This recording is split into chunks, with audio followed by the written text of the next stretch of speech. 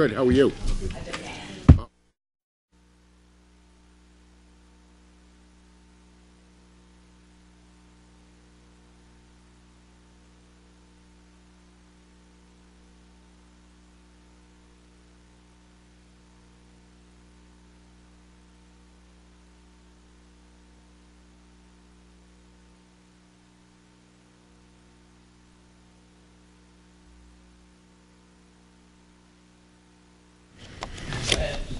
Thank you. Good evening, ladies and gentlemen.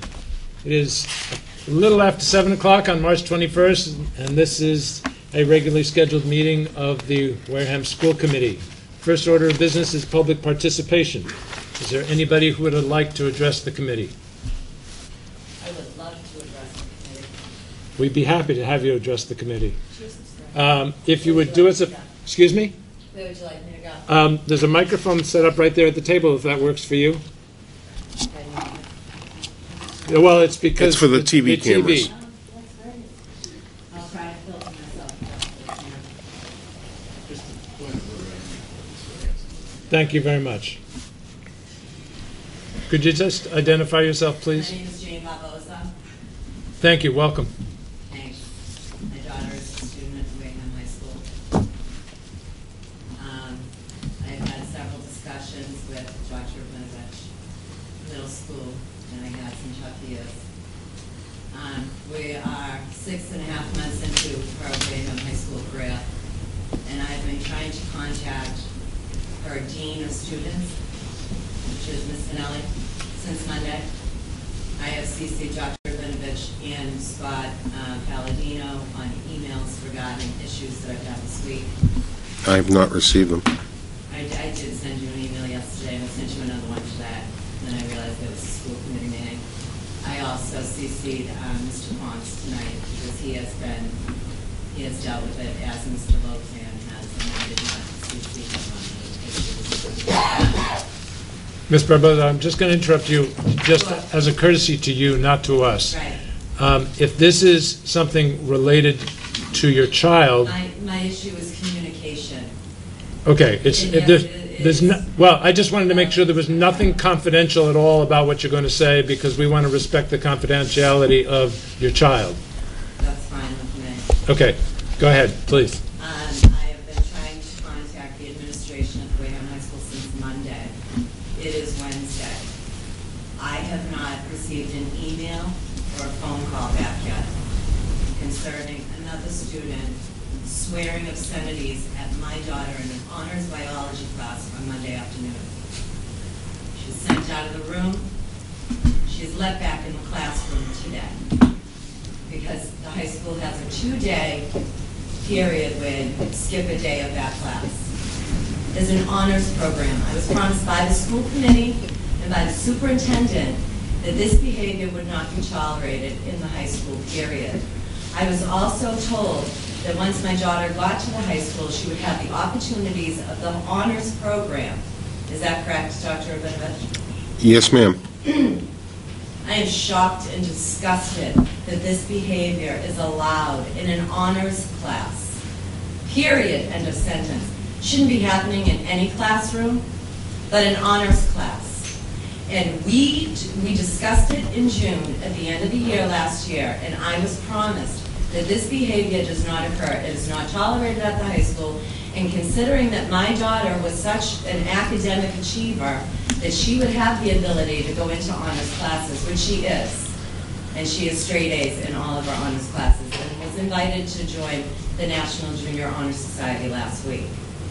I do not understand why another student would be able to walk up to my daughter, and you might want to edit, and call her a fucking bitch in the middle of an honors class, period. I was under the impression that it was a privilege to sit in one of those classrooms. Am I right? A high-quality education in Wareham is a right, not a privilege, and what you're alleging is outrageous conduct. I agree with you. The teacher was out of the room. There was a student teacher in the class at the time. The student was sent out to the hallway. She's back in the classroom today. There was a student teacher in the classroom? There was a student teacher in the classroom when Ms. Higgins... You mean like a college student? I believe so. His name is Mr. Kudo. I'm not sure. Okay. I don't know what his Thank you. credentials are. Is there anything else you'd like to tell the committee? Well, I was under the impression that something was being done, even though I wasn't contacted after 3 emails, and I sent another one again. I tried to go through the proper channels, because apparently I did not follow the proper channels, when I tried to contact Mr. Gilmore and Mrs. Quant last year in the middle school. And I was told that I did not follow proper procedure, and that's why nothing was handled, and nothing was handled correctly. So this year, I have decided to try and go the right route and follow the procedures that we have both agreed to. You as the administration and us as the community. We have all agreed that these are the procedures that we need to follow. We have also agreed that we need to communicate to one another. And I think that that type of behavior, I don't care what else was going on that day, that's my kid. And she should not have to walk into the high school and be prepared to deal with that type of behavior. Period, end of sentence. Especially in an honors class. It was a teachable moment, and we let it slide. We as a community. We blew it off, and that's it. She's back in the classroom today. I'm disgusted and disappointed. And I cannot believe that no one has even had the audacity to send me a quick email and say, listen, we're working on it. Pick up the phone and call me and say, listen, we're going to deal with it. I don't know what the consequences are now. I've heard nothing. Nothing. So until, now she's threatening my daughter in the hallway, and then she made another comment today. Mr. So Sweat, whatever this really punishment needs to was laid stop. down, it wasn't effective. Okay, ma'am, I appreciate your outrage. I'm very glad that you came. Now you're going to tell me this isn't a forum to display it. Absolutely not. Right. I'm Well, not, When Miss- you give me no choice, Miss and I get Barboza. no response back, then what do? I get in the car and I drive to the school committee so that I can meet someone face to face so that we can actually have a conversation. Ms. Barboza, I didn't tell you it was the wrong forum. I'm happy that you're here, okay? However, I think we get the message. I appreciate your outrage. I appreciate your passion. I agree with you 100% that this conduct in any class of any nature is inappropriate. It will be investigated. I am sure that Dr. Rabinovich is taking notes to make sure that the communication that you requested takes place. And to the extent that inappropriate, to the extent that there have not been consequences appropriate for the alleged actions, obviously that will be investigated as well. So there's lots of things that need to be looked into, and the school committee and Dr. Rabinovich will make sure it happens. I can't understand how anyone would disagree with me and say that that was appropriate conversation for an honors class, period, end of sentence. I really don't see the need for any discussion on that matter. My problem solely is, as much as I appreciate everything you're saying, and until I have other information that substantiates what you're saying, it is one person telling me something. And as much as I'm not saying you're not telling me the truth, it is still one person relaying information. Right. This is the first I have heard of it. I understand. Okay? So the investigation will, I'll CC you. I'd be happy to be CC'd. That's great.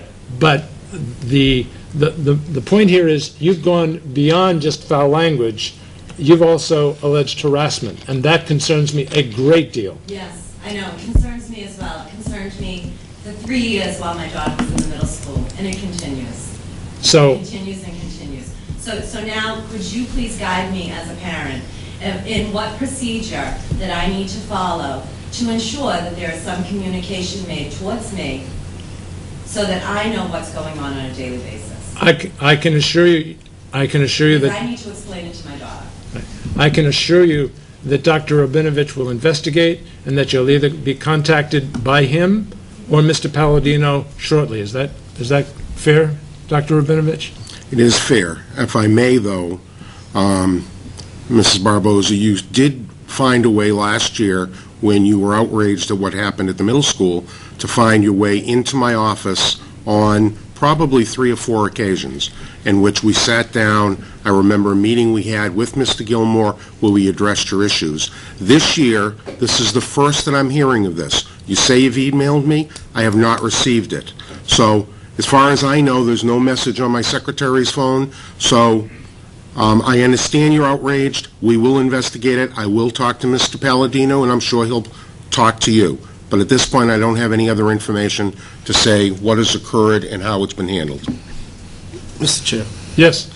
can we just take this offline as an action item and ask that through you, the superintendent contact Principal Palladino and try to chronological order as to what happened, and also I would like a report to come back to the school committee of what took place from tonight until some answers are taken on this issue, because this was an issue that was brought up last year through a meeting with myself, Dr. Rabinovich, Mr. Barboza, and Mr. Gilmore, I believe. Yes, that's right. And it appears that it's still ongoing issues now in another school.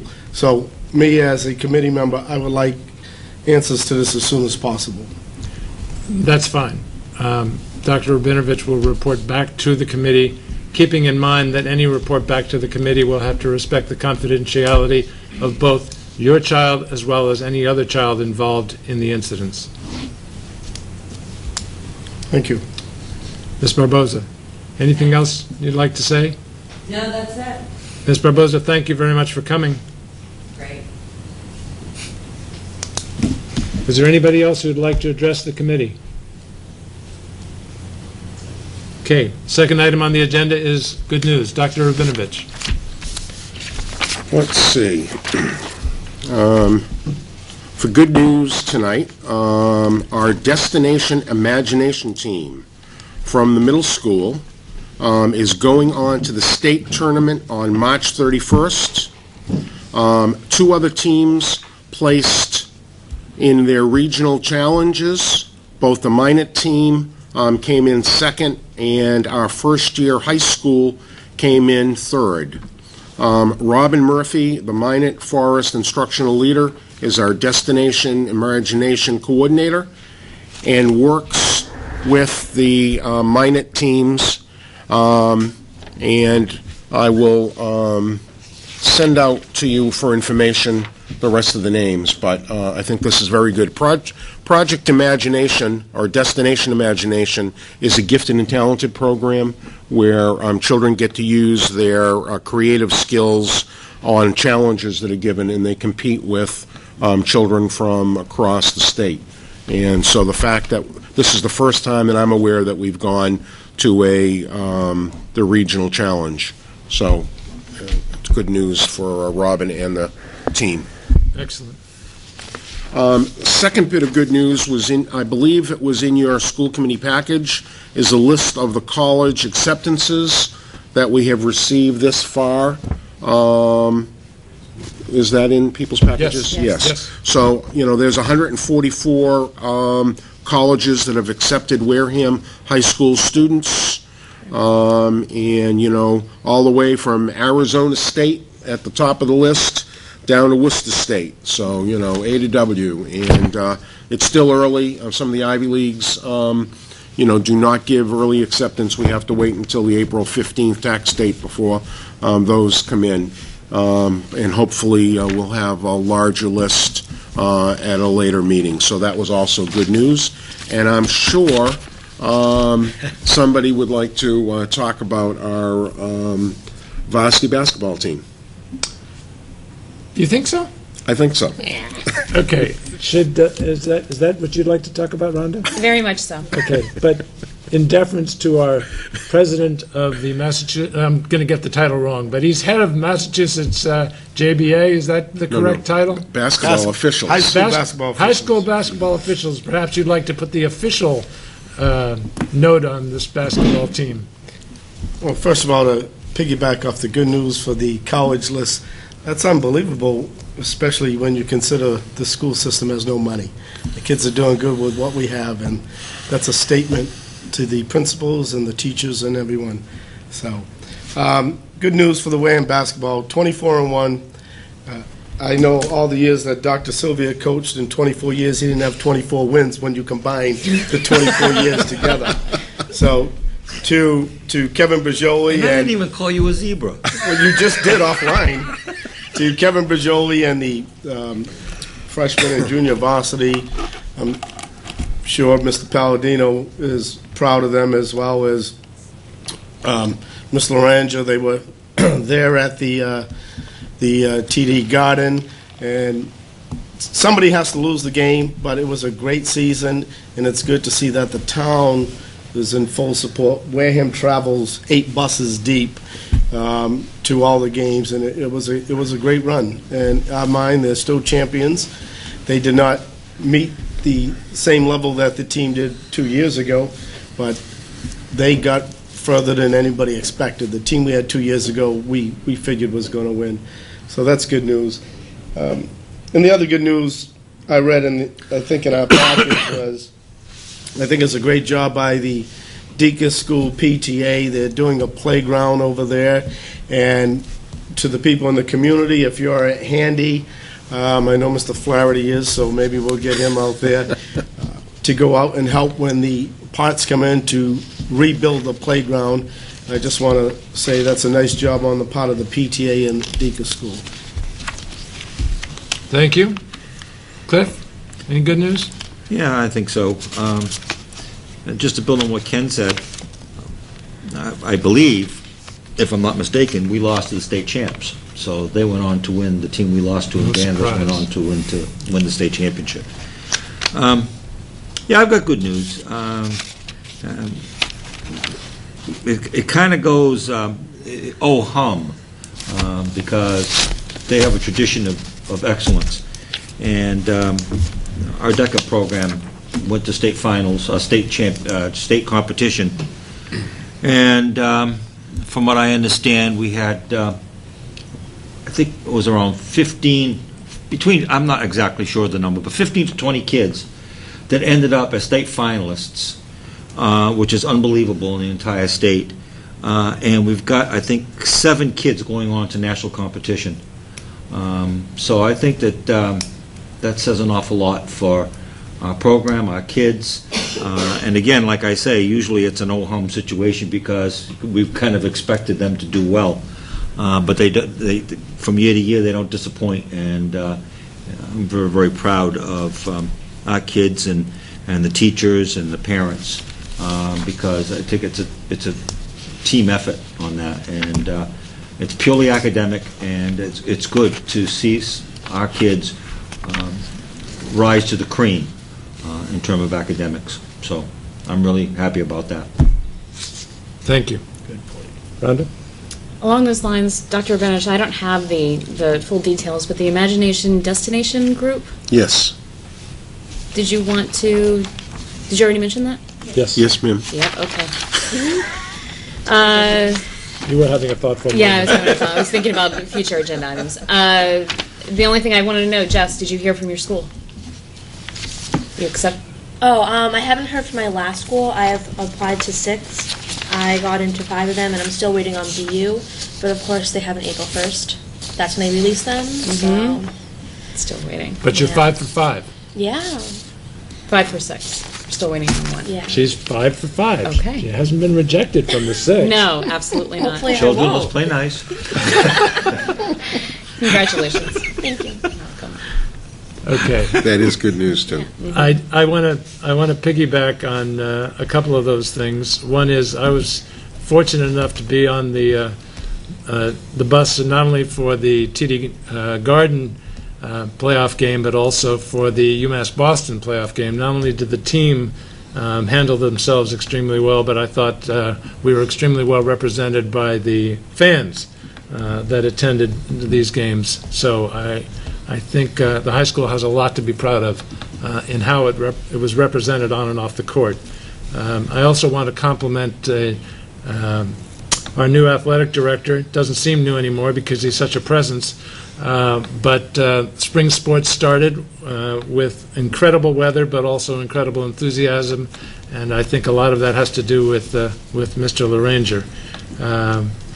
And finally, I want to comment on the DECA program.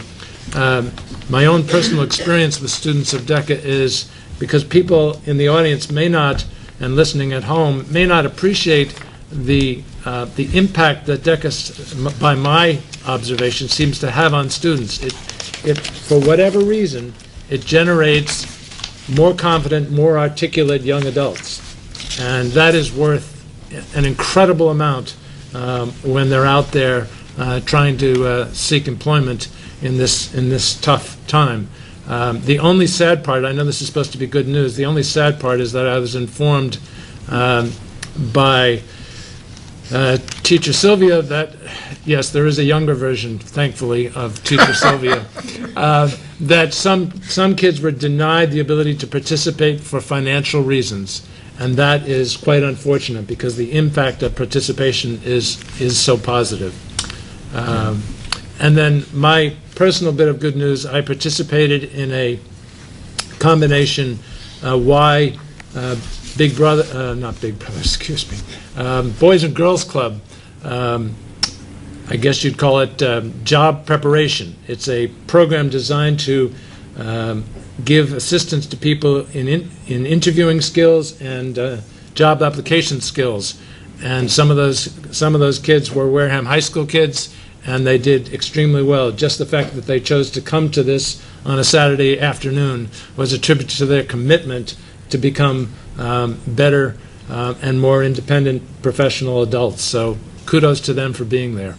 Are we all set with good news? Yes, please. Could I just make one comment? I'm glad you brought that up because you want to put it in a certain amount of perspective. We had almost 70 kids qualify for states, and we had about 36 go. Exactly. Exactly. Well, on that note about DECA, just in your package there was a thing about Wareham Works. This is an annual thing that they have in Town Hall. So this year it's about education. Education is the key to success, and the DECA program is going to be doing the presentation for the Wareham Public Schools at this event. They're going to man the table, and the students are actually going to do the presentation about the programs at Wareham High School. And Scott and I will be standing there in the background smiling, watching them do their thing. So just adding to DECA. Thank you. And then I have something. Please go. Oh, and we have one more person here, too. Jessica. There's two things going on next week at the high school. We're having our annual talent show next Wednesday, March 28th from 7 to 9 p.m.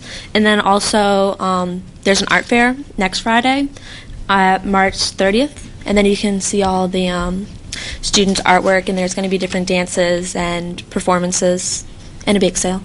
So performing arts as well as... Yes, as well as visual arts. Visual arts, yes, thank you. Just what time is that Friday, March 3rd? I want to say it starts at 6:30. Thanks. Are we all set with good news? Okay, minutes of the meeting of February 29th and March 8th. Motion to approve the minutes of February 29th as recorded. Do I have a second? Second. Any discussion? All those in favor? Aye. Aye. Opposed? Abstained? Abstain. 301. The minutes of March 8th? March 8th. Yes, March 8th. Motion to approve the minutes of March 8th as recorded. Second. I have a second. Any discussion? All those in favor? Aye. Opposed? Abstain? 400.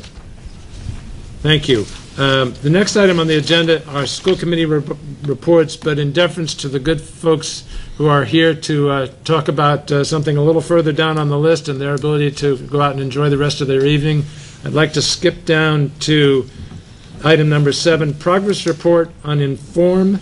Mr. Luzon.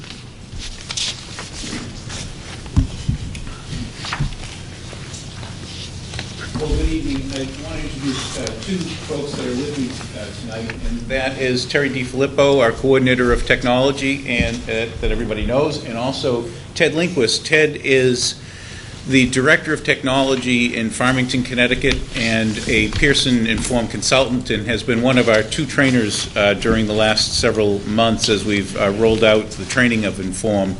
And I would also mention a man by the name of Jason Crair, who's also a Pearson Inform consultant, and Jason has been here as well doing some of the training.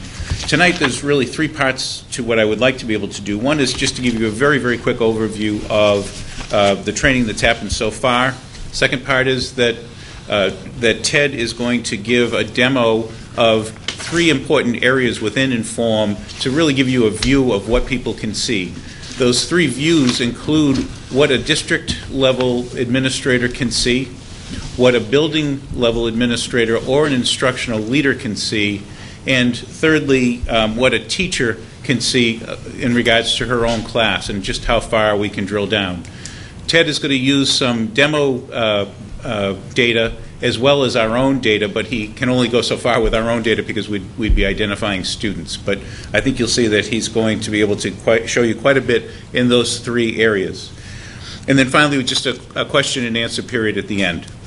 I just want to start very quickly by, there are two documents that you have. One is a several multi-page document color that's called an academic improvement plan. Ted will talk about that in a little bit. The second is the one-page document, which is the SMART goals for the Pearson Inform training rollout. And I want to just read from that very, very quickly, because the SMART goal is that teachers, administrators, and interventionists will have immediate access to and utilize student achievement data for the purpose of universal screening, progress monitoring, early intervening, and driving targeted and well-differentiated instruction at all levels of the tiered intervention model.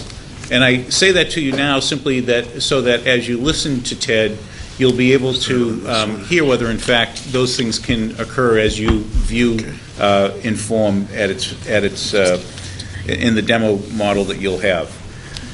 So our training is complete up through having the central administrative staff having 3 hours of training plus an initial overview. Building level administrators have had 6 hours of training. Instructional leaders have had 9 hours of training, 3 of those being with their building principals. And we have had all K-5 teachers, classroom as well as special education teachers and interventionists have the initial training at the end of their day. So our training rolls into next fall in terms of the more extensive training as they begin to use Inform more and more. But we were able to accomplish all of the pieces that we anticipated accomplishing in terms of the training. So I'm going to turn it over to Ted so that he can actually demo for you both through a demo, a training set of data as well as Wareham's data as it is currently in Inform. Mr. Chair? Yes. Just one question before we move on. So, Bob, are teachers capturing data on students right now, or is the plan to start capturing data in the fall of the next school year? There's already data in our Inform database that we uploaded from. Right. Okay. So a teacher K-5 today can go into Power School and look at the data that we have, and we'll talk a little bit about exactly what that data is today. But they're not inputting additional data into the system yet. We've input all of the MCAS scores for the last year, Dibbles Next, grade scores. So all of the formative assessments are in. Okay. So we'll talk about next steps and what are the types of data that we need to go to, and so. But let me have Ted come up and show you some of the pieces and just how it's very interesting. If you have really, really good eyes, you'll see as he hovers over things that there is a drill that's actually the pointer, and it's literally drilling down into the data. So it's just kind of interesting that Pearson used this little icon of a drill as their pointer. And then we'll have time for questions and answers that Terry and Ted and I can address. I would prefer that there be strategic moments where you would stop and ask questions rather than having them saved all for the end. I think it flows better if you do that. Okay. Thank you. Good. All right. Well, it's my pleasure to be here, and thank you for moving up on the agenda. And I will say, just as I log in, I first had contact with Terry and Bob last summer on July 10th. I was on a bus in San Diego.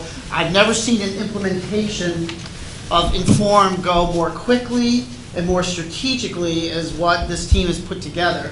And the fact that you've got so many people trained already under a year is really remarkable. This is a test database, and it starts off with a dashboard. The dashboard allows everybody who comes in the ability to see a certain set of data that the district decides. So this is a district look at some state tests that all 3rd grade through 8th grade students take. And in essence, the big picture here is green is good and red is not so good.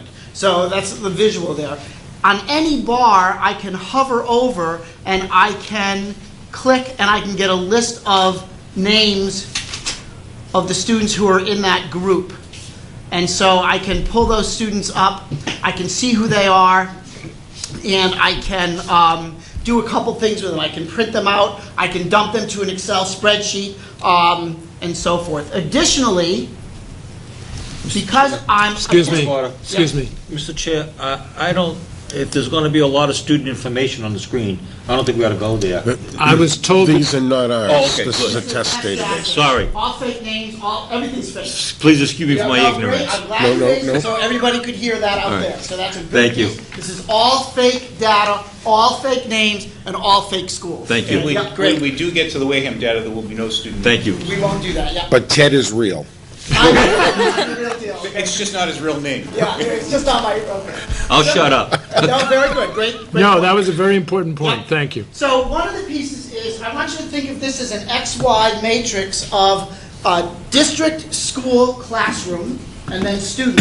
And then the buckets of curriculum, instruction, or assessment. So when we look at data, when you look at a red bar, you wonder, is the problem a curriculum problem? Is it an instructional problem? Is it an assessment problem? And so, again, we're on the district level. Because this, so I'm going to get rid of this. I'm going to pull up some other kinds of reports that are doable here. And so, I'm going to take a look here. Here is a comparison.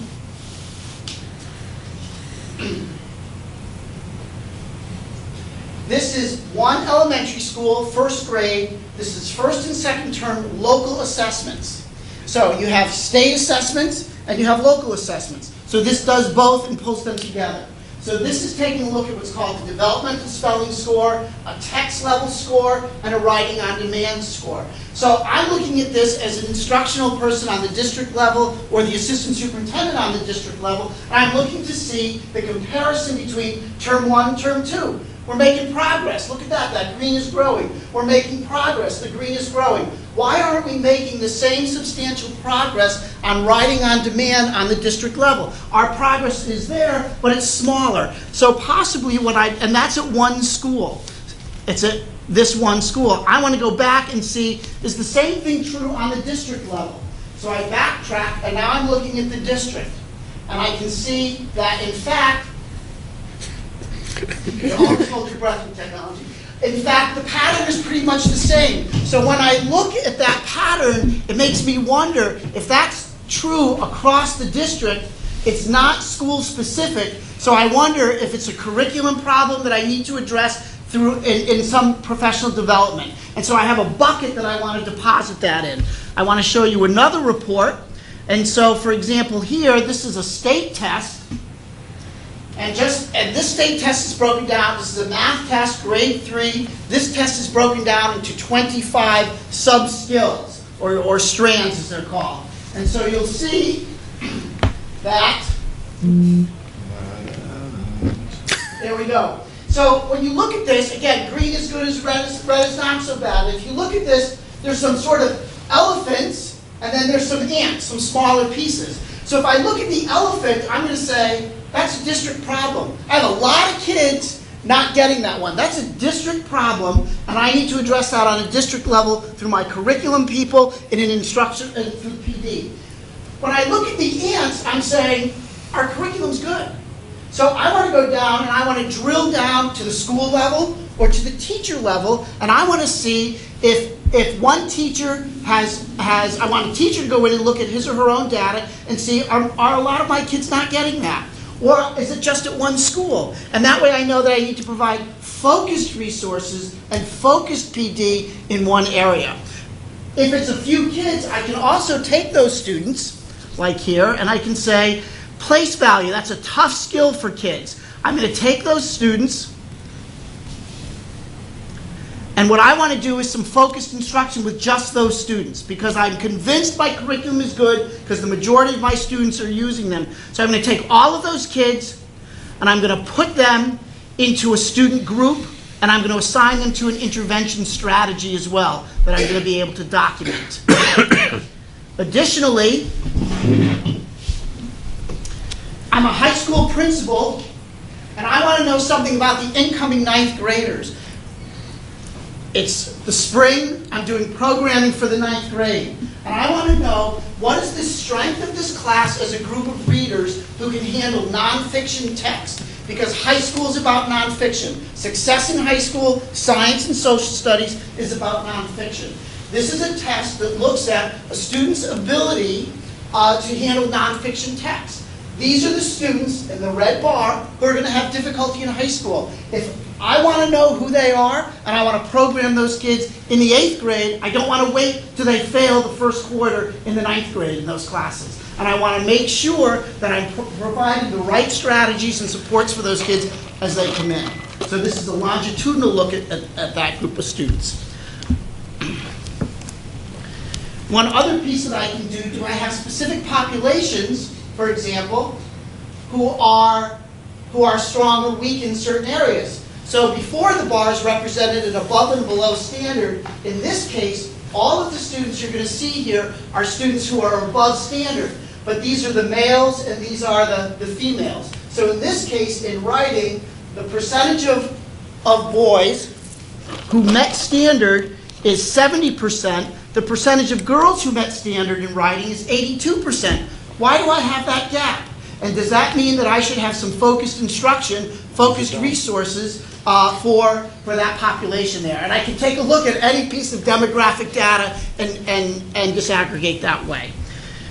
As we mentioned, you can go and you can place students in student groups based on a specific criteria on a test. And in this case, what we've done is we have students in a targeted group called grade 4. So in order to get into this group, you're a student who has done poorly on a number of assessments. These are the research-based strategies that we know work. They're very similar to what you have here in Wareham.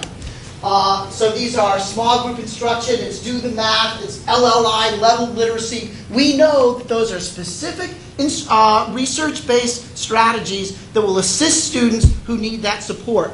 So I can add those to a student's record here, and if I wanted to, I could click on a student. So I've gone from the big picture, the district, to the school, to the class, and now I'm on the student. You all care about that big number. 82% of the students met standard. That's your number. Mrs. Smith, the teacher, cares about Johnny Jones. And she wants to know, how does Johnny do over time on reading, writing, math assessments, and what is it that I need to do to help Johnny do better? That's what Mrs. Smith cares about. And so, Mrs. Smith can assign Johnny into what's called an AIP, or an academic improvement plan. And in that academic improvement plan, this is all of the student data. I'm going to scroll all the way down.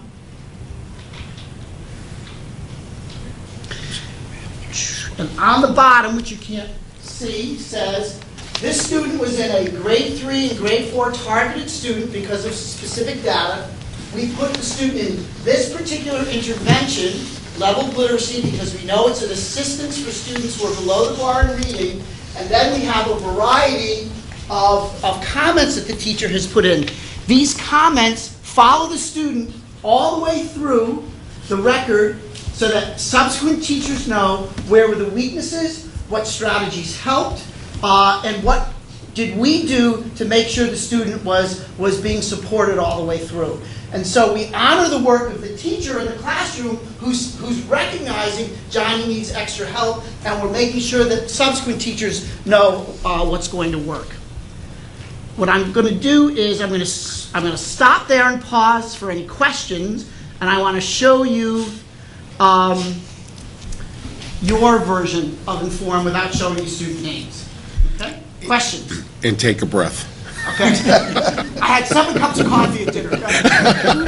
We could tell. And he's going to drive back to Farmington, Connecticut in about a minute now. Committee, any questions? I have one. Yes, go ahead. And I think this is really for you, Mr. Lazan. The question that I had when I went to the MCAS results workshop, one of the things that was brought up was that the state doesn't give us all the data about students. And the information and the data just specifically around MCAS that's going into the system, does it include every single one of the questions, how it was answered? Does it include everything? Or did we only upload a portion of it that the state would give us? So the MCAS was a challenge, is a challenge for Pearson because of the way that it's set up. But it is really tied to the standards in terms of how that information will be presented and informed. Our interest would be what standards are those students having difficulty with, and not only in the MCAS, but how does that relate to some of the other instruments that are used? So, for example, Dibbles Next and grade. When somebody has a problem with a particular skill on MCAS, is that following through not only in the periodic assessments like grade and Dibbles, which is done a few times a year, but also in the grade report, you'll see that there is also the students' grades come over. So it's looking at their individual grades by quarter, it's looking at the formative assessments, it's looking at the progress monitoring as we put those tools in, along with how they did on particular standards in MCAS. So I can comment also on something that Bob just commented on. For example, we take a look at our state tests and we compare that with our own local assessments to see if we're in line. And what we have found out upon occasion is that our students are performing here on our state test, but it's reported that they're performing way up here on our local assessment.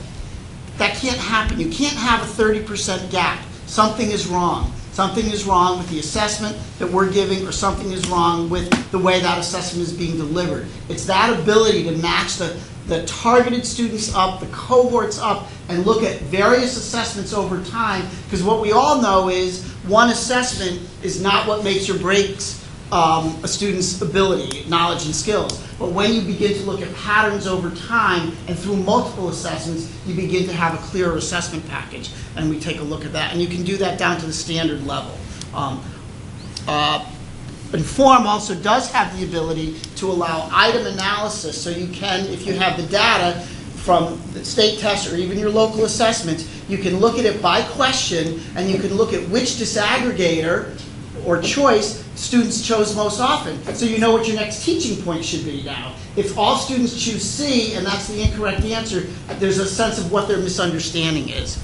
In your system now, and I'm not going to click on any bars because we would show student names. I just want you to understand that. But this is your grade 1 Dibbles from the beginning of the year to the next year. So if you from the beginning of this year to the middle of this year. So again, you begin to look at this and you say, all righty, we're making some slow and steady progress here. From the instructional level, from the district level, you can take a look here and you can look at it at the district level. Principals are interested in looking at that at their school level. And teachers are interested in looking at that in their class level. And once they get to their class level, the students who are not making progress, they can take a look and they can put them into a targeted group and discuss with either reading specialists, math specialists, whatever the appropriate test is, what is, at this point in the year, the best instructional strategy to support these students who are still in the red bar, who still are not meeting standard in essence. Additionally here, you'll see that I like your graphs in your dummy data. Better than the graphs that just showed up there. It's dummy data, yeah. I like those graphs better. So you've got your intervention strategies that your team has already put together here. These are things that you're already doing to ensure that those students are supported. And what you would need to know about these strategies, these are research-based strategies. You just don't put in to this group, we're doing small group discussion. What you've got is Wilson Reading. It's a research-based strategy that we know helps kids and supports kids. We haven't assigned kids yet. That's the next level of work that we're getting to here based on the kids in the red bar.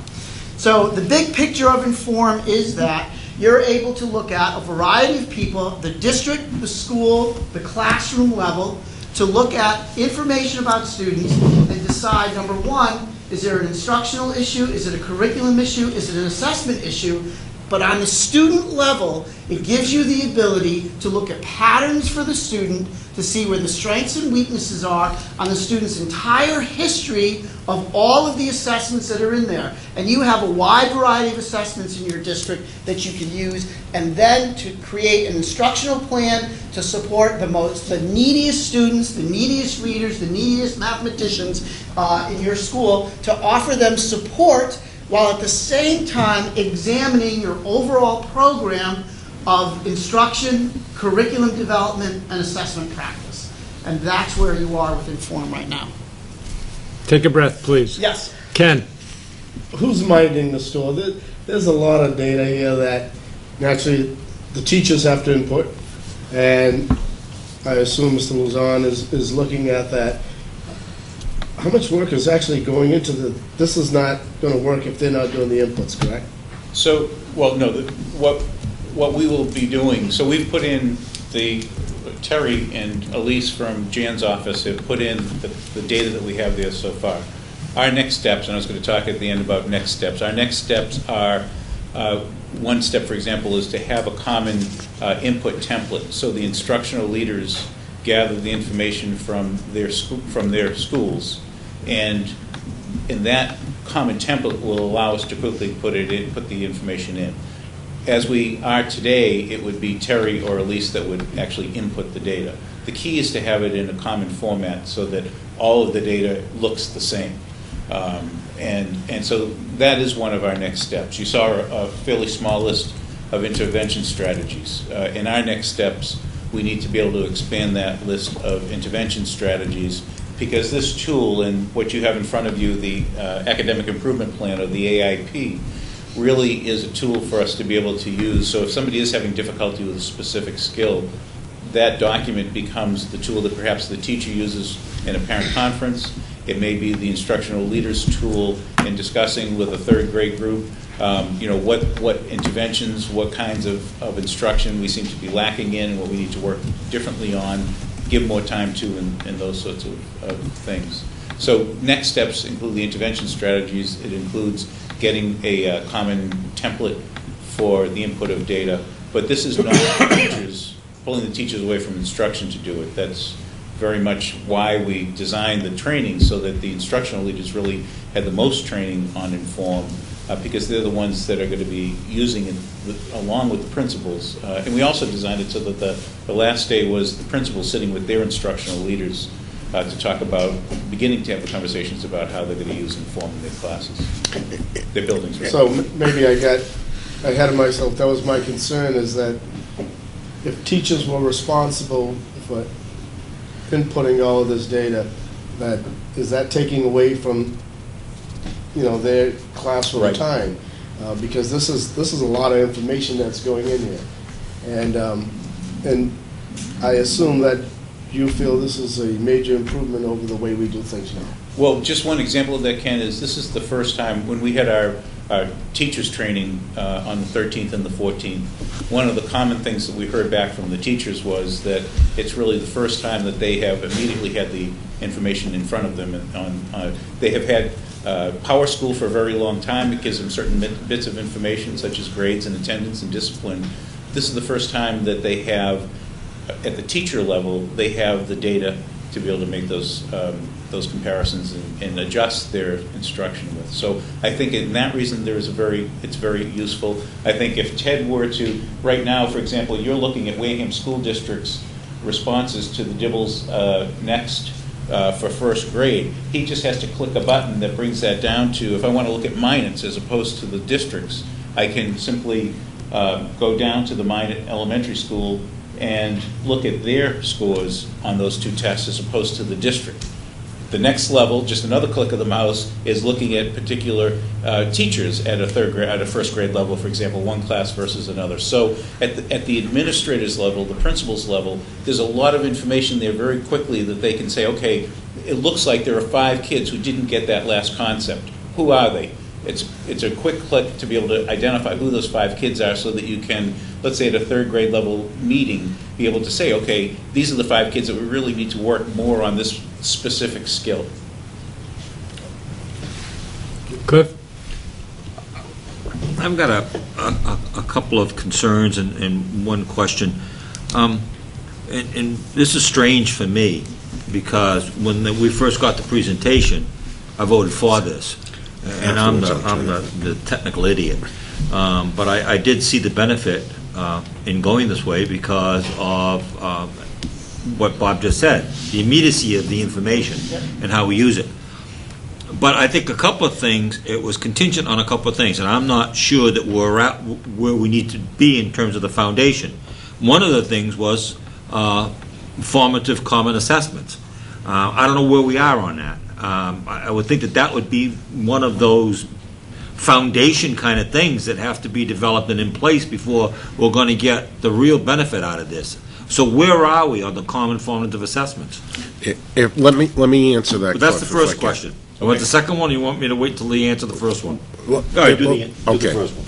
So where we are on benchmark tests for those formative assessments is in the elementary school, the new math series that we have the formative assessments built into the curriculum. So they are there.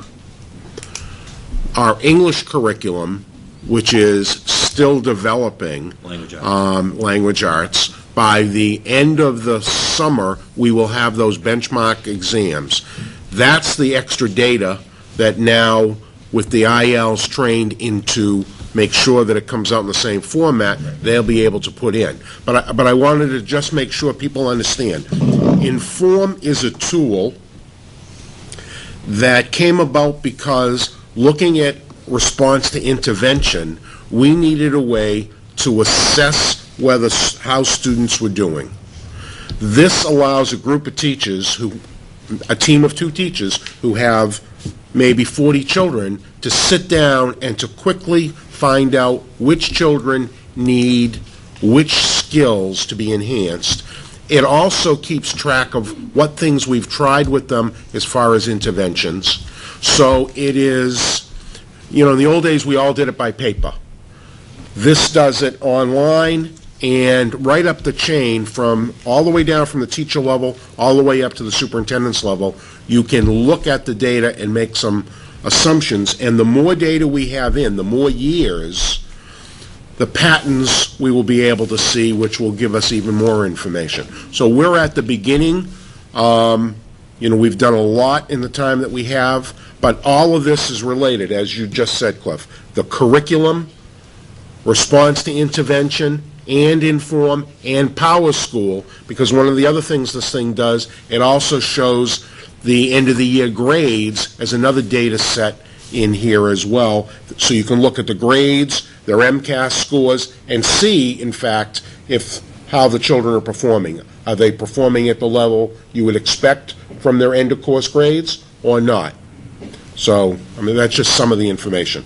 If I could just add to that, one of the advantages to having Ted working with us and working with Terry really is that here are 2 colleagues that are both in Power School districts, and both districts using Inform. Ted's district using it for a much longer period of time, and certainly that's allowed us to avoid some of the bugs that I'm sure drove him crazy in his first year or 2 of applying Inform. My second question, I didn't have it originally, but something that Ted said that kind of jogged my concern is it's all about capacity. And we're in the middle of a budget fight right now. We don't know where we're going to go in terms of the budget, the bottom line, what we're going to have for cuts and so forth. So it has to do with capacity. Now, you put out one of our intervention strategies is going to be Wilson reading. Now, you have a little man in the back of my head says, are we going to have the capacity to do Wilson the way it's supposed to be done? Because that's very small groups. that's highly trained instructors, and do we have the capacity right now to use Wilson as a strategy? We do, but one of the things we need to be selective about is that Wilson, like some other strategies, are the ones that you would use for what we would call Tier 3. So Tier 1, the classroom instruction, Tier 2, that extra support. Tier 3 for those kids who, despite those things, are really struggling, but we don't necessarily need to have them on an IEP. We need to give them 6 to 8 weeks of, or even 12 weeks of a specific strategy to resolve that targeted problem that they have. So yes, Wilson is there, but it's not like we're going to be giving away, and it's not good for the kids to have them in those kinds of groups unless they have really demonstrated that they, despite the other interventions that have been tried, just are not making it. But we don't, and this is the difference, that doesn't mean we now need to put that child on an IEP in order for them to get... No, I understand, and it's not in lieu of an IEP. I mean, it kind of is in lieu of an IEP, but the point that I'm trying to make is, hypothetically, and I'm going to really put you on the spot now, let's assume that we had 12 third graders that really should be having Wilson. Do we have the capacity to do that? I would say that we would have the capacity to do that. Fully trained Wilson instructors. I mean, I'm scanning the people who are Wilson trained at this time. All right. I would say that I think that's what I mean by capacity. Right. So, right. And it scares me, right, especially in the middle of a budget crunch. And part of our plan has been, and it has already started, and that is that some of the special education teachers' schedule is devoted to Tier 3 interventions. So those people who are otherwise trained as special education teachers are going to utilize those skills. This is where I'm at in terms of academics. I support it. I supported it when we voted it. But it really does scare me because you know as well as I do, it's limited resources. And when we start something like this and we put our energy and our training and we know that we're going to reap the benefits from it, all right? That little person in the back of my head says, yeah, but will we have the capacity to see it through, to see it come to complete fruition? And that just scares me because just like a lot of things that we've done in the past, there were great ideas when they started, and then we just haven't had the capacity. We've dropped programs, like Patriots receivers dropped the balls in the Super Bowl. But that's true. Could we stay on topic, please? I know. I like that. We've had great programs, and it's not just in terms of academic support, but extracurricular, co-curricular, arts, and they go by the wayside. So that's the thing that scares me. I want to see this thing work. I want to see us to have utility from it, and I want it to see completely implemented so that we can really take the benefit of what it can do, its capacity. Thank you. The list of strategies that are in there, as Bob said, it's a tiered structure. I'm sure you know about that with RTI. Right. And those strategies are your district strategies. Those strategies aren't coming from someplace else. Those are district strategies. No, I understood that. I did understand. Okay, Thank you. Yeah. Thank you, Mr. Chair. And looking at that graph, just the orange graph represents needs improvement or unsatisfactory, and the green represents proficient and exceed standards. That's correct. That's correct. And on that specific test, the DIBELS. This is the DIBELS, and then this is the DIBELS skills. So we drilled down so you could see where is the weakness. So in this case, the greatest weakness in this term was nonsense word fluency in the overall test. Okay, thank you. I must say that my immediate reaction, and don't take this so much as criticism as just a gut emotional reaction, was when you talked about, well, we can discover whether it's instruction, curriculum, or assessment. I thought to myself, well, let's see, if we were talking about machine tools, it's manufacturing design or the measurement of tolerances, etc.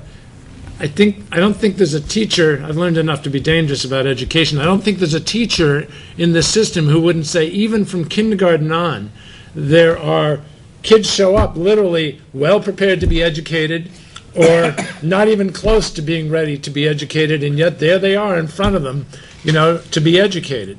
And what I'm seeing is an emphasis on absolute measurements of proficiency as compared to growth in proficiency. Can you give me a comfort level Sure. that we can do both? You can do both. In fact, without taking a ton of time, those reports that I just showed you are built right here. And so there's a number of questions which you probably can't see. I can look at a student performance summary. Those were all student performance summaries, the absolute as you described it. I can look at a distribution of student scores. So on a scale score on your state test of 0 to 400, you can see where the cusp kids are and what you need to do to pump them up or keep them there. But further down, there's one called student performance gains. So I can take a look at a base test and then the target test, and I can take a look at the students who were below the bar in the base test, and I can look at just those students and see how have those students improved over time in the target test. So I can look at student gains as measured against, in essence, a pre-test and a post-test, and I can begin to take a look at that. So then I can begin to take a look, if these students were in a specific intervention, did they gain, did their achievement go up, the students who were below the bar? On the same token, I can take a look at the target, at the base test of the students who met standard first, and did I lose any students along the way? So by measuring those pieces and looking that way, I get to the issue that you're talking about. So Bob, you know we're mandated to use SGPs. I want to be able to use the equivalent of the SGP within the district on the things, on the assessments that we're internally generating or perhaps purchasing separate and distinct. Just to be clear, see, personally, that's to me is the critical thing that I will be looking for. Thank you. Please continue. Okay. I'm really done. In terms of the big picture here, I think, the purpose tonight was to show you that you have started, let me go here, sorry. So that we started putting tests in. This is all of your dibbles. Terry's working. She's coming to a workshop with me that we're going to look and putting in more data, some more local data that we've worked on tonight. And so again, the big picture data, the district data, right, or the state data, right down to the district data, the common formative assessments, as those get done, those end up going in here in a thoughtful way. And it is the decision of Bob's office and curriculum people, what are the important assessments that get collected so that they can be compared and looked at, compared both performance, longitudinally, and from the district down to the student level. Just quickly, to Ken's earlier point, data entry is not only a burden, it's also a time for errors.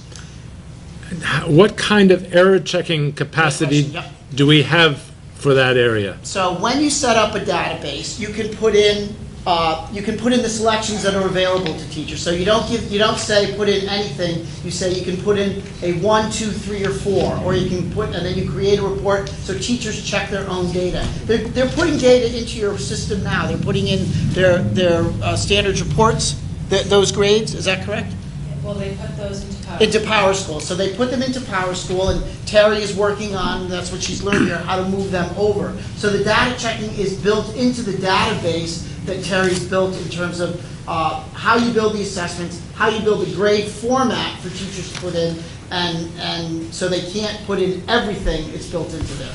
So that's an ongoing issue always with data, and I face that all the time in my district with my teachers. If I could add to that, perfect example today, Elise and I were working on importing the grade 2 DIBEL scores. It gives you a kick-out file, so it will tell you how many records were imported successfully, how many errors there were, and then you go back and look at those errors. We had only 7 kids that took grade 2 DIBELs when we looked at Inform, so we knew that obviously something was wrong because there were many more than 7 students. We were able to go look at that kick-out file, and the issue was in our import file. It wasn't in the data entry. So we were quickly able to correct that and re-import it.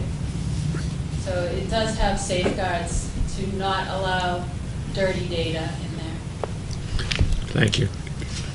Bob, Terry, you guys all set as well?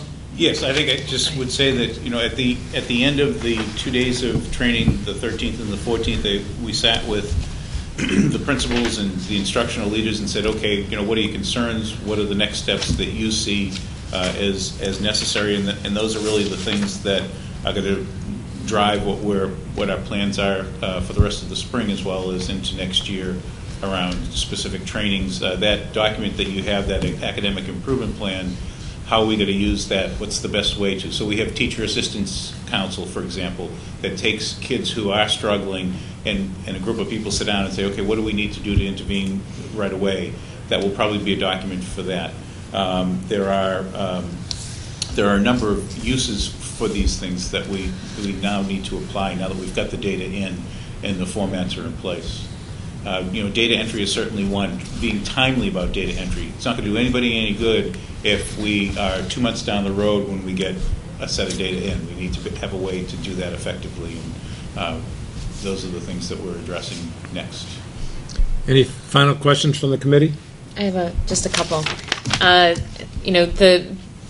The asset to the system is the data, but we also know that data can sometimes be dangerous.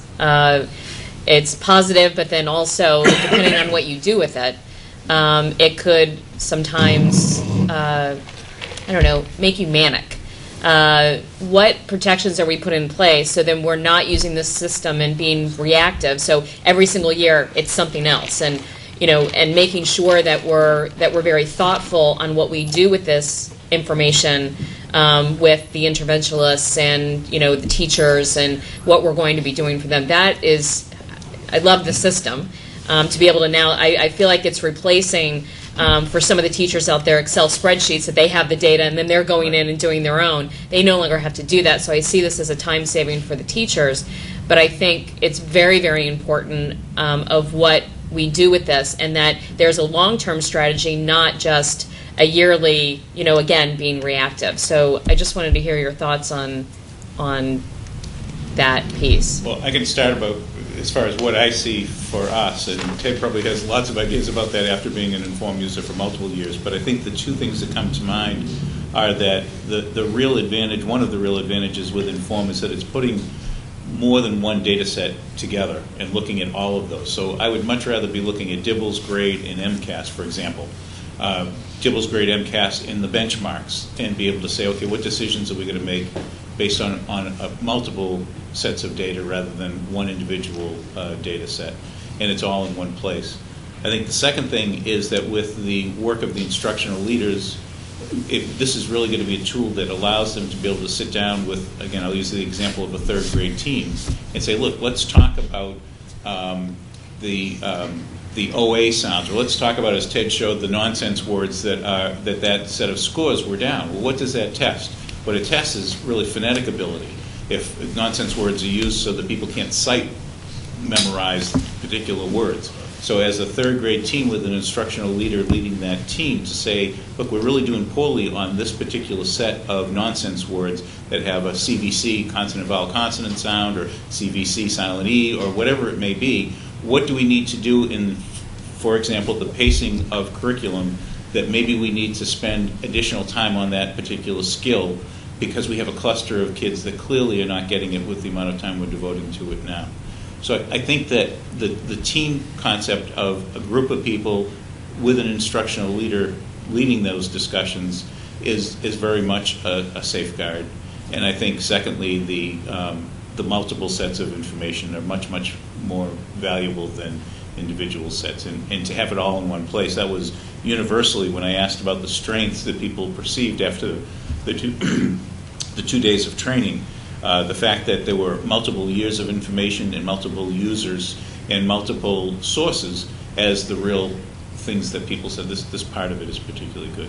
So I don't know, Ted, have you? I think just to reinforce that, you triangulate the data, you have multiple sources, and you triangulate the people who are at the conversation. You have the teachers, the instructional leaders, and possibly a district curriculum person who's having a conversation. And then if you see, as we saw, our school is K4, then we have a 5-6, we saw a dip in that very important reading score we give in the 4. Well, everybody panicked. Well, let's wait another year, because we just opened this 5-6 school. Do we see it again? Well, in fact, we see a dip every year when the kids go from 4th to 5th grade, and then we see them get stronger. So we didn't panic about it because we were thoughtful about it, and we were thoughtful about it because we had multiple people at the table for the conversation. And Bob has done some great work with his team on looking at the graphs is simply weighing the pig. That's all that is. Our job in education is to fatten the pig, right? That's our job. You fatten the pig through the conversation, and that's the sort of the level of work that Bob and his team have done. Let's have the conversation about the data and see what we're going to do to change that. So I just have one last question. You know that I'm going to take a look at any SMART goal and probably have a comment on it. So the SMART goal, huge fan of that, because it's really about how we're going to use this system to do better intervention or learning in the classrooms. But the measurement, and I know that the goals, the indicators this year is just all around training for the spring. But in addition to feedback to presenters by participant, I know that's very, very useful to get the feedback from the people that are taking the training, but I would like to see more measurement around even an initial document or a preliminary document about rollout, because you are getting all this information back. So the rollout strategy, as well as I'm going to call it the interventionist plan, but I don't know if that's the right term, but going to what we were talking about a little bit before about how are you going to use this data, any information that you're thinking of right now, being able to put that into a plan that's part of this initial training, so it's not just about the training, we're presenting something at the end of the training. But I also think if you read the top line, it is that this was about the training that was going to occur this spring. This isn't the whole package. This is our first phase of what we were going to do, and I really want to also say that I think with the amount of data that was put into Inform in the trainings and people needing to be able to be in the same room at the same time and have, I think, very good conversations, particularly at the end of that second day. We trained a lot of people, and I think we excited a lot of teachers about their ability to be able to have this data and make their decisions with data rather than those spreadsheets, as somebody had said. So as a first phase, that's why I am a big fan of SMART goals as well, but I also realize that SMART goals, the A in SMART is attainable. This was a SMART goal, and we had an attainable goal of making it happen. I believe we made it happen. I'll just say one last thing about it. I think that you have, there was a lot of information tonight around the next steps, and I think that's all I'm looking for. So then, we're seeing what the next phase of this will be as an output from this piece of it. Yeah. Okay. As a next step. Yep. Thank you. Ken, Cliff, all set? All set? Thank you. The only final question I'd have is, when would you envision the next time this committee would have an informed presentation? I think that probably late fall. I'm thinking of when certain tests are given, when, as Dr. Rabinovich said, that there's work being done on the benchmarks, but to be able to show those in place, to be able to have a second set of data this year's MCAS would be in the scores. fall as well. Okay. So I would say late October, November. Yeah. Thank you. Ted, thank you for you. being here. Thank you, Terry. Thank you, Bob. We'll go back to item 4 on the agenda, school committee reports, starting with the Policy Review Committee. Rhonda. Thank you. The committee was able to come together and I think make a lot of progress. We have been behind with policies that are being added. I think Michelle is probably happy that we were able to get through four policies, and those are in front of you today. I want to thank Cliff for all of his work on this also. So the first policy that I want you to review is the policy and regulations governing use of facilities. This was old business for us because we did ask that this goes back to the administrators to take a look and provide their recommendations. The committee did add or suggest additional changes to this. And I would say generally what they were about was to really at the building level and the superintendent level decide on when a custodian is used. Dr. Benish, is that generally? Absolutely. Just looking at, number 5, where it says, when deemed necessary by the superintendent or designee. Or number 6, it also says, is required at the discretion of the principal and the superintendent. And this was amended, I think, and updated to take care of those gray areas and to make it more explicit about when custodians need to be present and not. Questions from the committee on the policy and regulations governing use of facilities?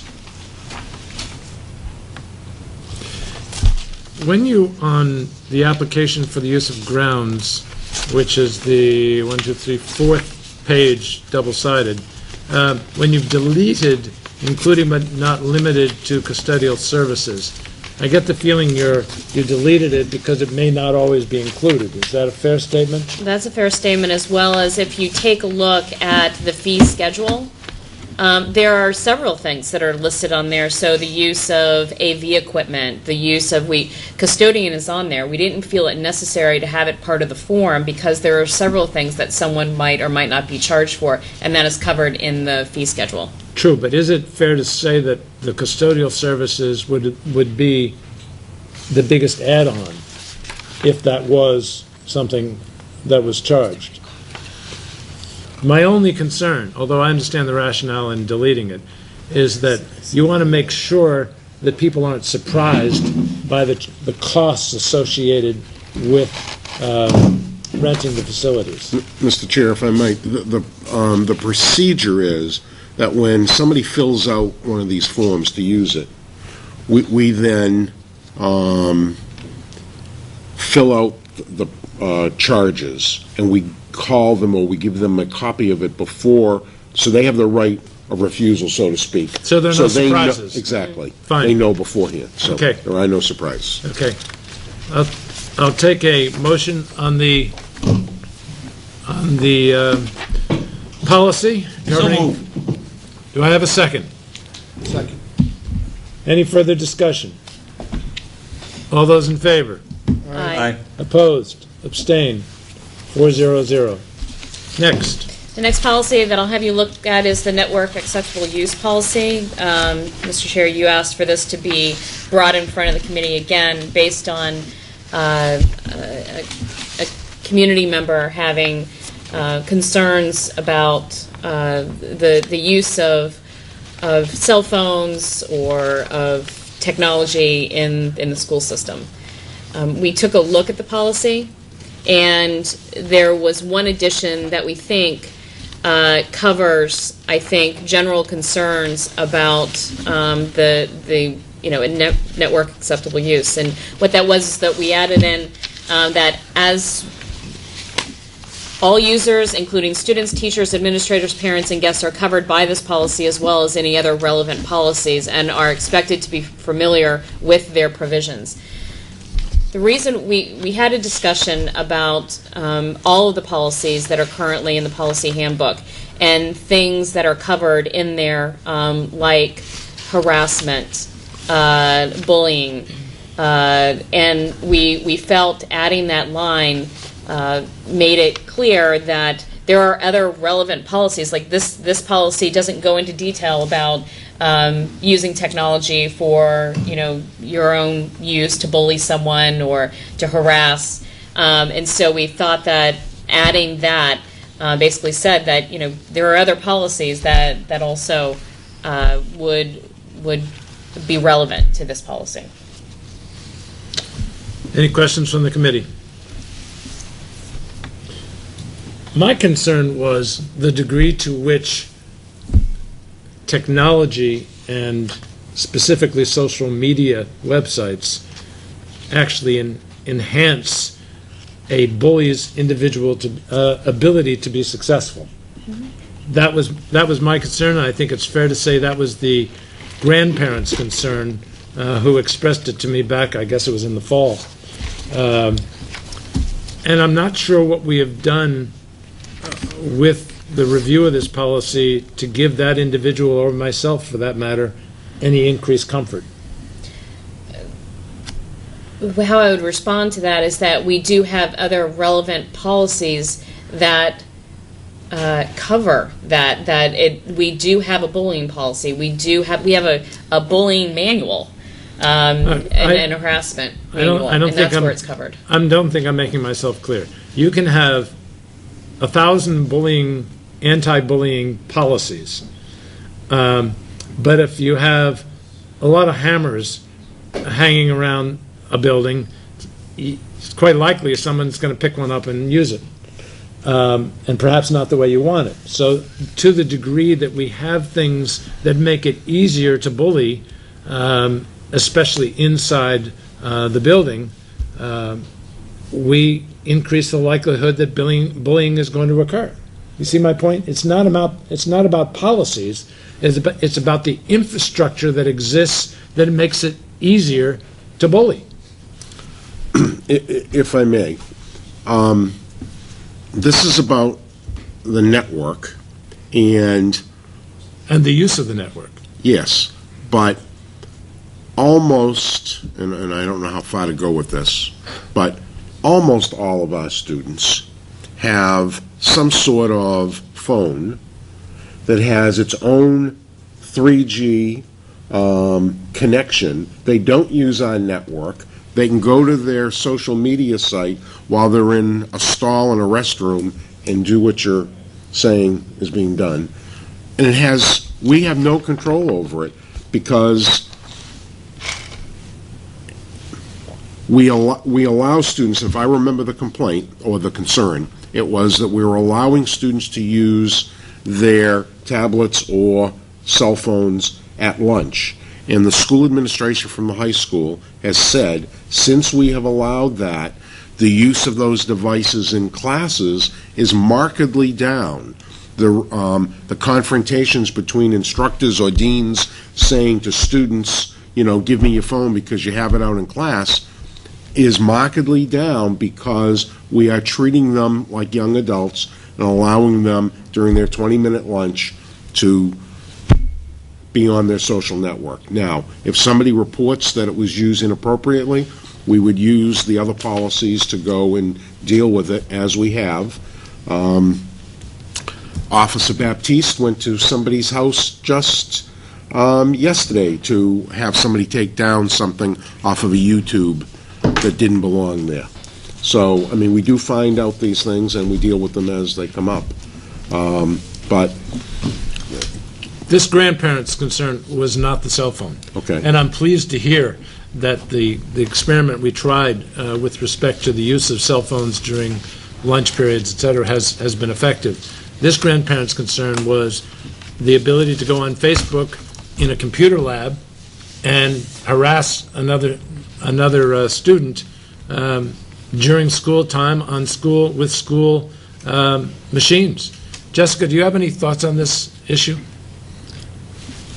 Personally, from experience, when I see students going on Facebook for, like, when a teacher brings their class down to use the computer lab, it is to go into their messages and then copy over something that pertains to the class. So if they're writing an essay, maybe getting their sources, something like that, so they can, if they haven't written them down, because we're required to use online sources, and it's easier if you're online looking them up, to instead of copying the whole entire URL, to just paste it into your Facebook account and then bring it up. So and the majority of them, the computers are faced towards the wall, so the teachers are able to see if you're going on them and what you're going on them for.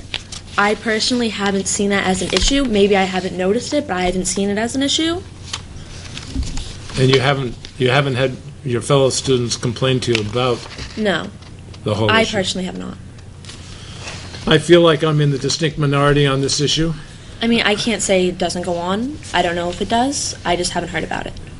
Okay. when we rewrote this, not this time, but the time before that, which wasn't that long ago, we put in this part about responsibilities that the educator who's with that class has a responsibility, and if they aren't living up to it, then the administrator has a responsibility. So, like most things, if something has occurred in a class, if somebody communicates with the school administration, I'm more than sure that they will act on it. And in the student responsibilities you have, if a student is misusing the school system, or misusing the system, an administrator has the right to question the user and discipline said user as a school community academic issue as outlined in the Wareham School District's handbook. Any further discussion on network acceptable use?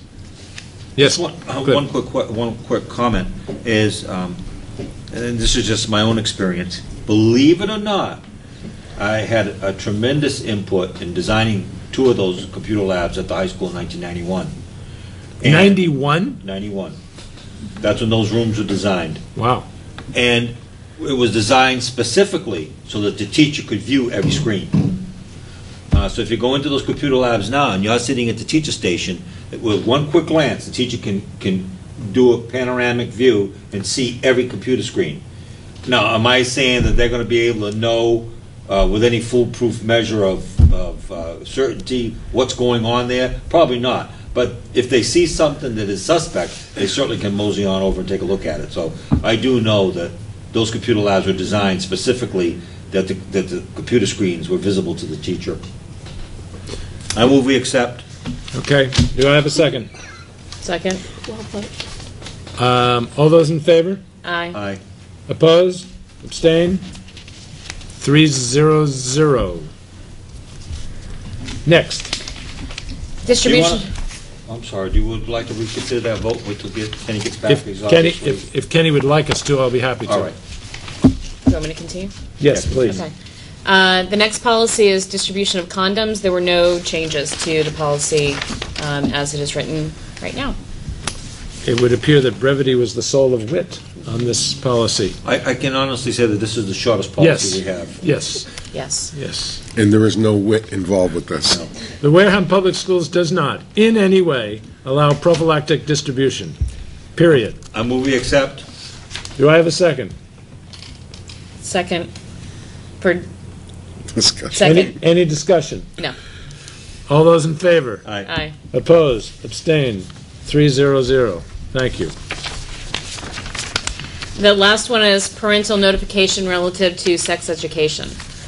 There was a lot of discussion around timing. I mean, there are some grammatical changes, but the biggest conversation had to do was around notification, and you'll see in the last paragraph that we deleted, preferably within 2 weeks of the request.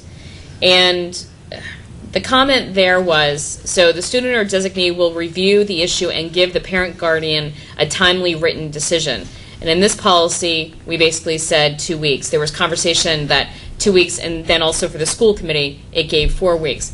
And there was a lot of conversation around that's too long, to the flip side, which is we have it generally for all of our policies whenever it talks about getting back to someone, whether it's an administrator or a teacher or a parent or a student, that it's consistent that it says timely, and that there's a general rule of what timely means. So we debated a lot about whether it should go from 2 weeks to 1 week or 3 days, and we got caught up in this conversation about really what that 2 weeks and 4 weeks should actually mean. And it was then the consensus of the committee that we should just leave it as just timely, because again, that goes to every single policy in there. The last thing I'll say about this is that there were 2 that did not approve this policy. I was one of them because I wanted to delete that whole entire sentence around whether if someone is dissatisfied with the decision, because again, across the board, we do have a procedure in place of when a parent is dissatisfied with a decision that there's protocol that's followed. And would you be clear about which sentence you wanted to delete? the whole last paragraph, well, except for the last sentence. So a parent guardian who is dissatisfied with the decision of the principal concerning notice or access, that whole area that even talks about, you have a concern, you need to write that to the superintendent, then the superintendent needs to get back to you in 2 weeks, and then the school committee gets back. Just that there's already I don't know if I'll call it grievance, but there's already a procedure in place of when we get back. And so if it's again, the committee decided to leave that in, but delete the timeline of when you need to get back to them, and that it's just timely. Okay. Any questions about the parental notification relative to sex education? Move accept. Do I have a second? Second. Any further discussion? All those in favor? Aye. Aye. Opposed? Abstain? Ken, in your absence, we voted to approve both the network acceptable use policy and the distribution of condom policy. Do you have any wish for us to go back to them? No, I would have voted affirmative. Okay. Is that it, Rhonda? That is. Thank you very much to both you and Cliff. And to the committee. And to the committee, yes, thank you. It's a large, important committee. Okay.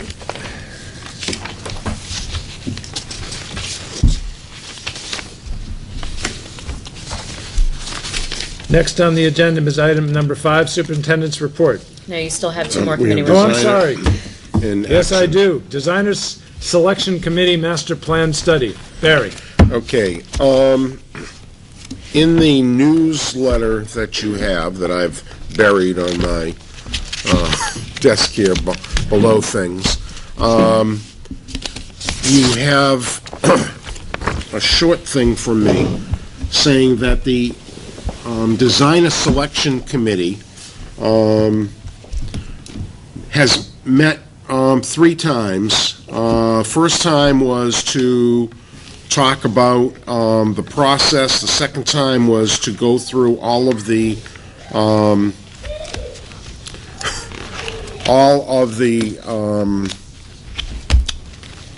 not projects, or all of the proposals from various architects that wanted to do the study.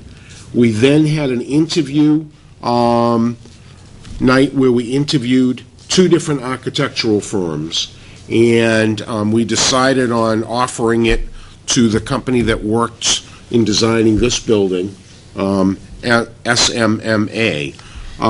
But where we are at the point is putting together a contract and a price, and so I'm kind of informing you of it, and at the next meeting, we'll come forward with asking the school committee to accept the bid proposal, but I'll have a copy of the contract and the scope of work with that I don't have at this moment.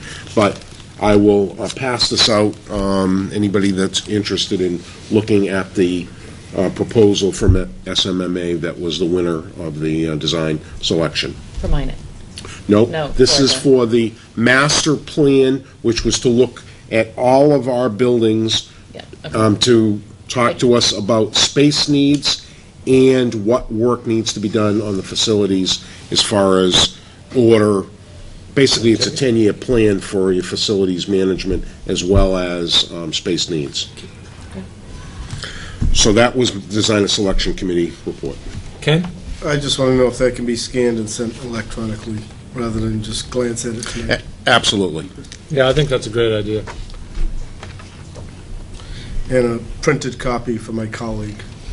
Yes, I have lots of them sitting in my office, so we'll make sure he gets a printed copy. So this isn't the only copy? No, I have multiple Multiple copies. copies, So okay. I may be able to give you each your own. Okay, I'll have a copy of this. great. Thank you. And if they're just going to be thrown into storage somewhere, you might as well give, Absolutely, out of my desk onto yours. that's what I thought. Right. But I think Ken's point is well taken, because at some point, I'm going to want to toss mine, but keep a record of it. Yes. Correct. Okay. And then finally, we have, under school committee reports, the action committee as it relates to transportation. I'm going to save most of my remarks about transportation when we get to the fiscal year 13 budget discussion. I think it's, I will say this about the committee. We have met, I think, 5 times. We have been unable to resolve any issue on any agenda. The issues of privatization versus remaining part of the town departments, the school department, was tabled and unresolved.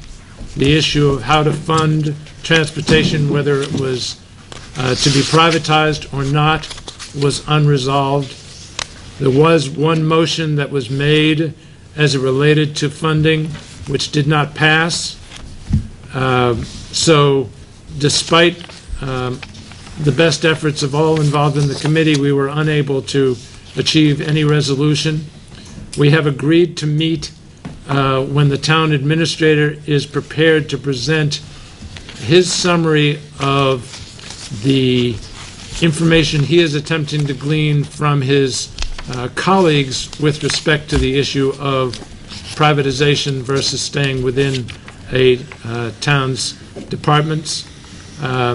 So unfortunately, I don't have anything to indicate that anything productive has been achieved.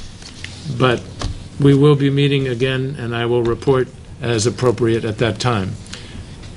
No, you're not. I'm not taking any questions. Oh, yes. No, we could question your report, can't we? Well, you have to do it before you can do it. You have to remove the smirk on your face. No. No. We have to question your report. If you can't question without a smirk, I'm not allowing it. Can I question the name of the committee? Mr. Fonce, I appreciate the serious look on your face. Go ahead. Mr. Chairman, through 5 meetings, it sounds like you're still at day 1 with this committee. This was talked about a long time ago at our meetings. Is this a waste of time, or did anything good come out of this?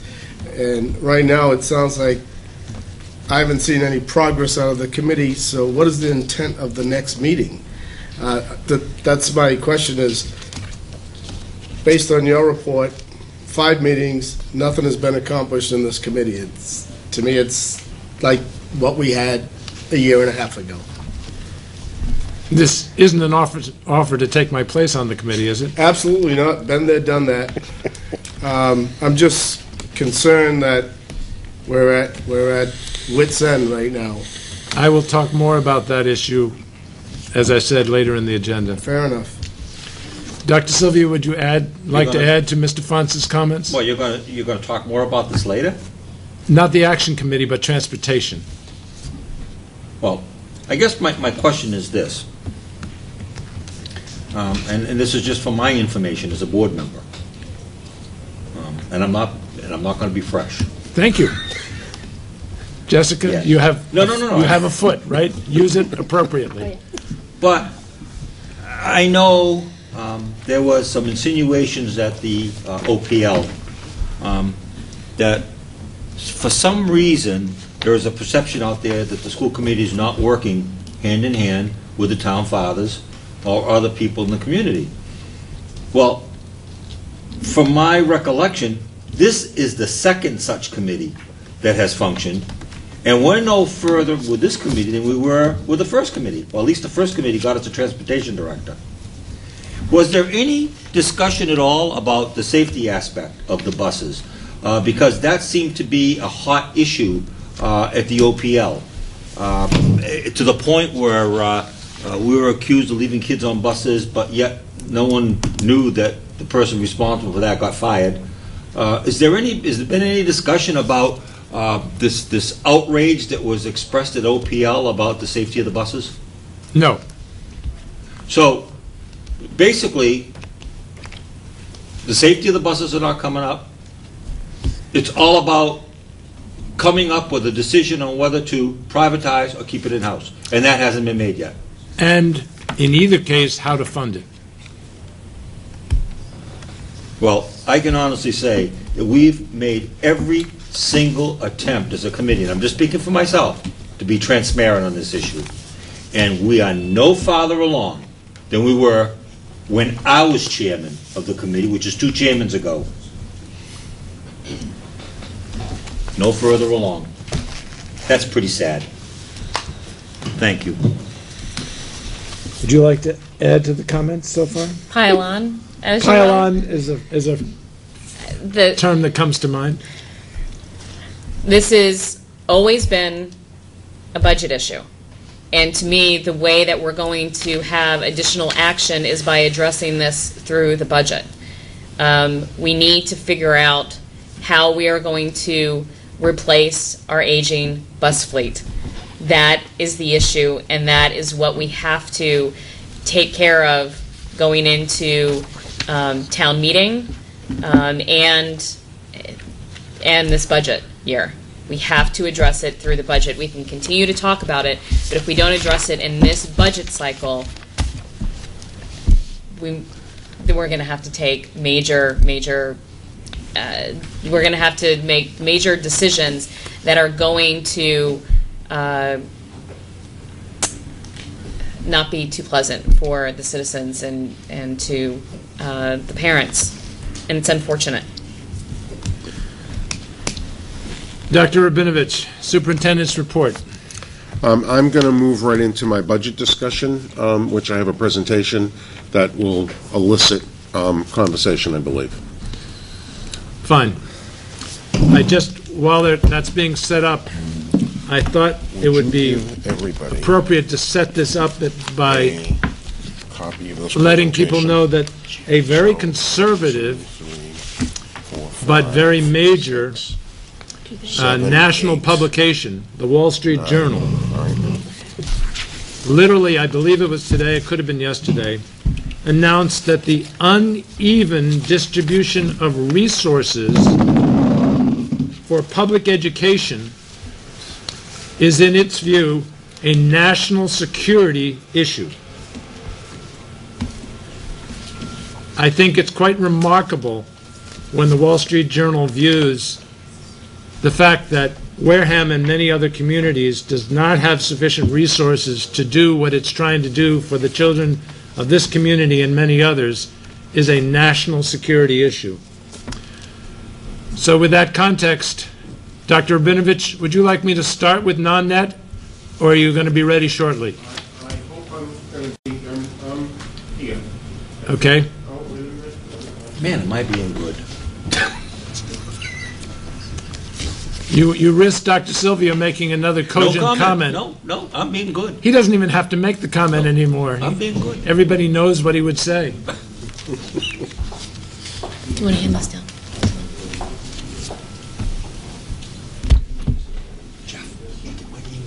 Yes, thank you. I think, what was it about? Yes, I did. Thank you. I've got them.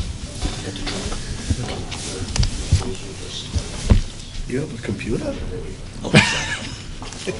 Fred Flintstone? Yes, it's a hammer and chisel.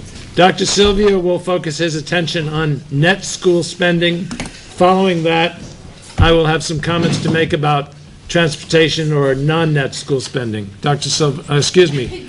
Rabinovich, my apologies. Is there a doctor in the house? We're in good company. Yes. Twins. All right. What I'm going to be talking about is... 1 second. Absolutely.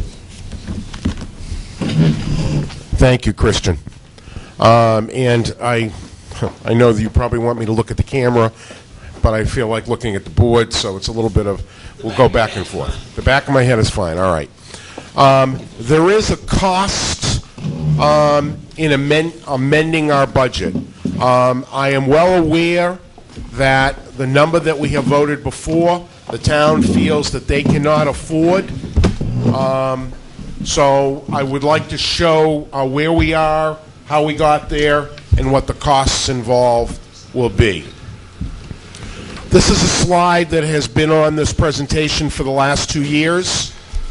It's what I said we needed to do if we were going to move our system forward We were going to have a full implementation of our RTI program. We were going to implement and enhance supervision and instructional leadership. We're going to implement a Mass core curriculum at Wareham High School and implement new Mass curriculum frameworks K to 12. There are expenses involved in all of those programs. The net school spending number, if we look here on this slide, we have what was available or voted in fiscal 11, what was voted in fiscal 12. We have what this committee passed for fiscal 13. The difference between what we had in 12 and what we said we needed in 13 was $1,804,576, or a 7.1% increase in the budget.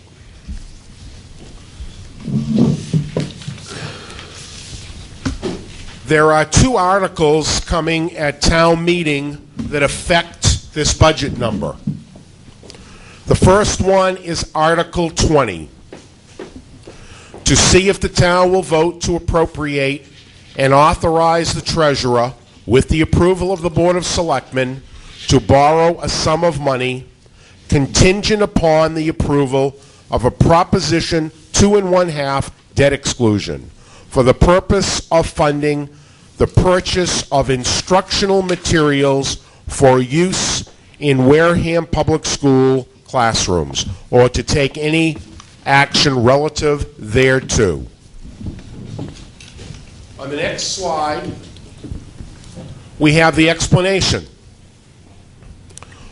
One method that we are trying to use to reduce that difference, that $1,800,000 difference, is to capitalize the purchase of textbooks and technology this year for the fiscal 2013 budget.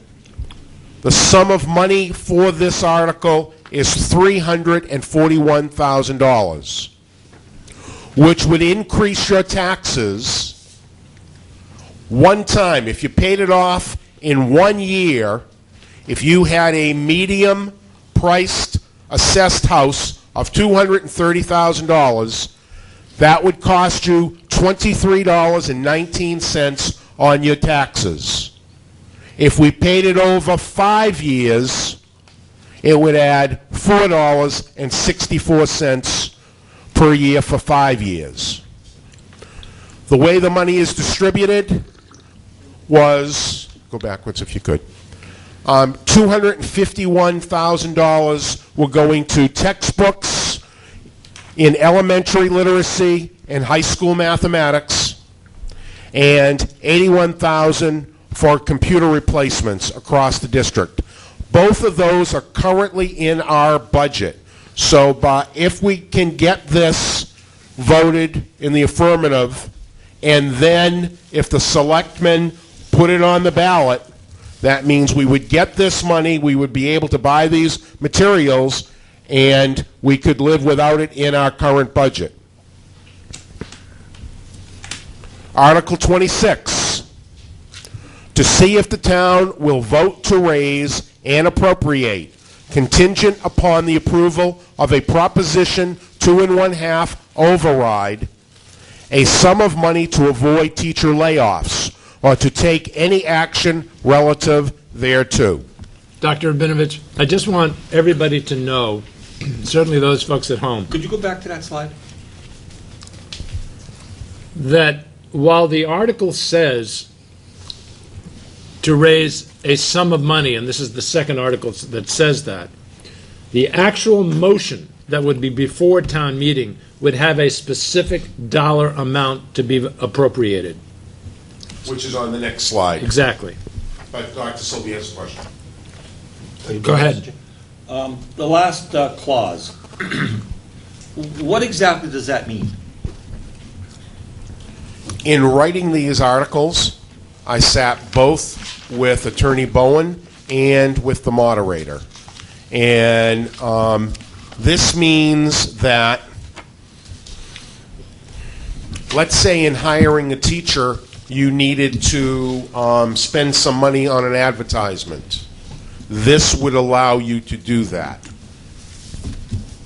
Okay, but does it have to be related to teacher layoffs? Well, the way I have it written, and that is the intent, is that the money would go to replace any teachers that would have to be laid off with a less of a budget number. But I guess my question is, and I need to understand this because people are asking me about it, and I'm a little foggy still. Doesn't it also mean that if we took other steps to reduce the budget, that could to avoid layoffs, it could be supplemented with this override? Is that correct? I'll give you an example. Let's assume for a minute that we said, well, we're not going to buy a series of textbooks because it's going to save a teacher. Textbooks will no longer be in the budget because of the other article. Bad example. Let's assume that we're going to not buy some computers. Another bad example. Let's say that we're not going to turn on the lights. Let's say that we're not going to carpet the hallway, all right, and to save a teacher, okay? And this passes, okay? Could we get the teacher? We save the teacher anyways by not carpeting the hallway. Does that mean take any other action relative there too? We could carpet the hallway? No. All right. I think it does, but that's all right. I'm saying no because it is very clear to me, and the language is, and the reason I put it in this way was so that it went to replace teachers. Okay, thank you. I think there's a and Dr. Babinovich and I have had this conversation more than once, and we are in complete agreement.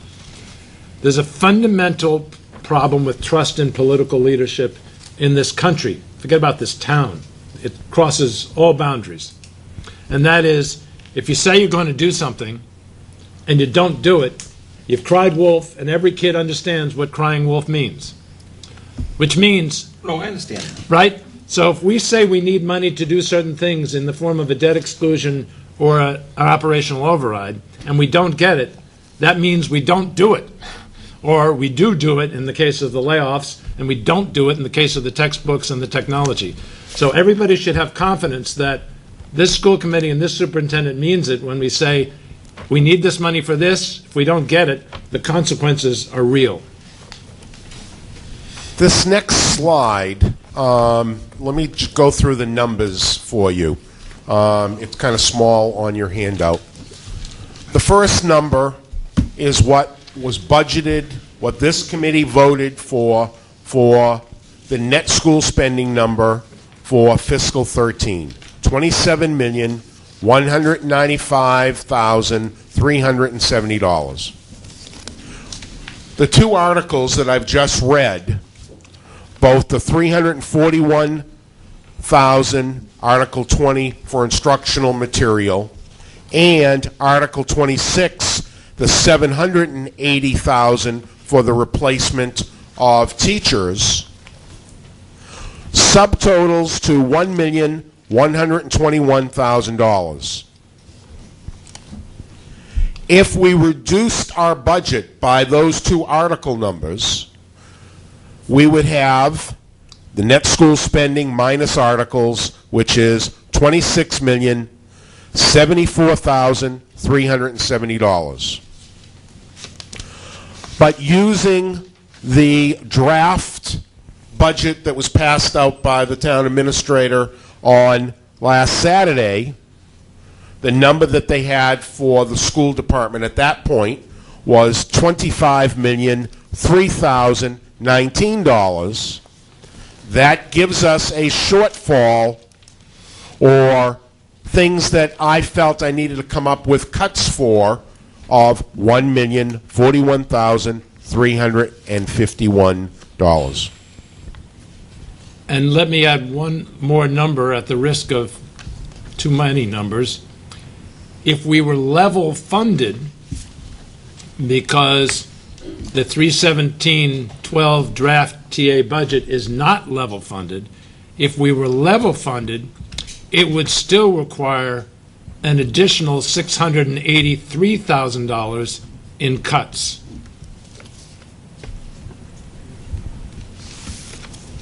And my first attempt at trying to reduce the budget was to bring it to a level-funded budget. And so I went through the budget and I took the first item, tutoring for non-low-income students and additional MCAS remediation. Excuse me, Dr. Rabinovich. I'm sorry. I need to understand this. So now this is with the premise that's level funded? Is that what this is? These are the cuts that I are recommending that would bring us to level funded. Correct, okay. You're not so much recommending, you're saying these are the cuts that would have to be made to bring us to level funding. But it's much more significant. One way to get there. Yes. But it's much more significant if the numbers that we've submitted is still there. I don't even understand the question, so. I don't either. Bringing it down the level, we've submitted our budget number. Yes, so if I understand. So either to make it work, either we're going to have to make cuts or the town's going to have to make cuts. That is correct. Right. And if we, in my opinion now, if we did nothing and we went with the number that was voted, that would appear, however, the FinCom, which is the first group to make an amendment to the budget, would cut us below what our last year number was by $250,000. So my feeling is we need to talk about what possible ways there are to reduce our budget to a level that can be supported by the town.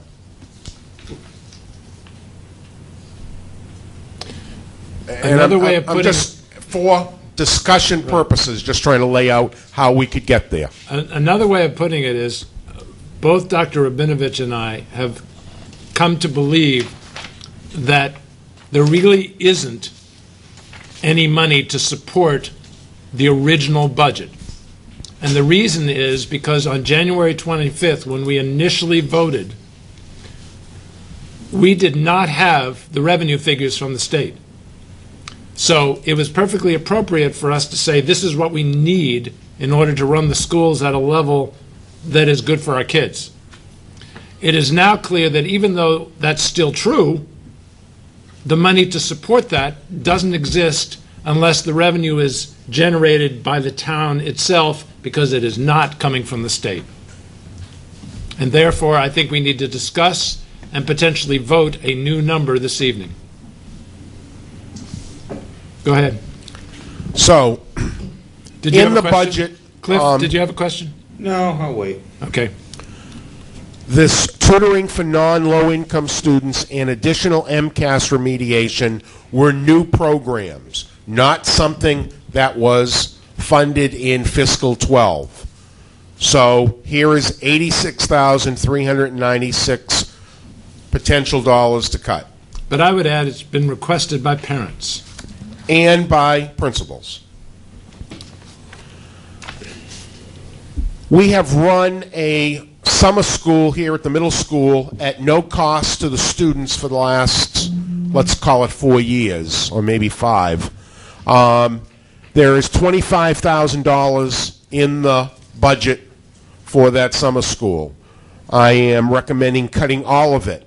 My feeling is, in past, if a child failed the subject and wanted to make up the credits, they went to summer school and they paid for it. And that's putting that back on the table.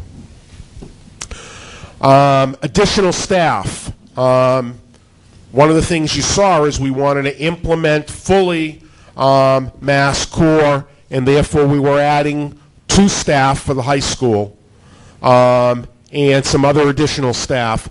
That is cut in this budget. So that, you know, that additional staff is gone, $145,000. Custodial costs, that would be from reducing the number of custodians and reducing the number of overtime and also substitute custodian time.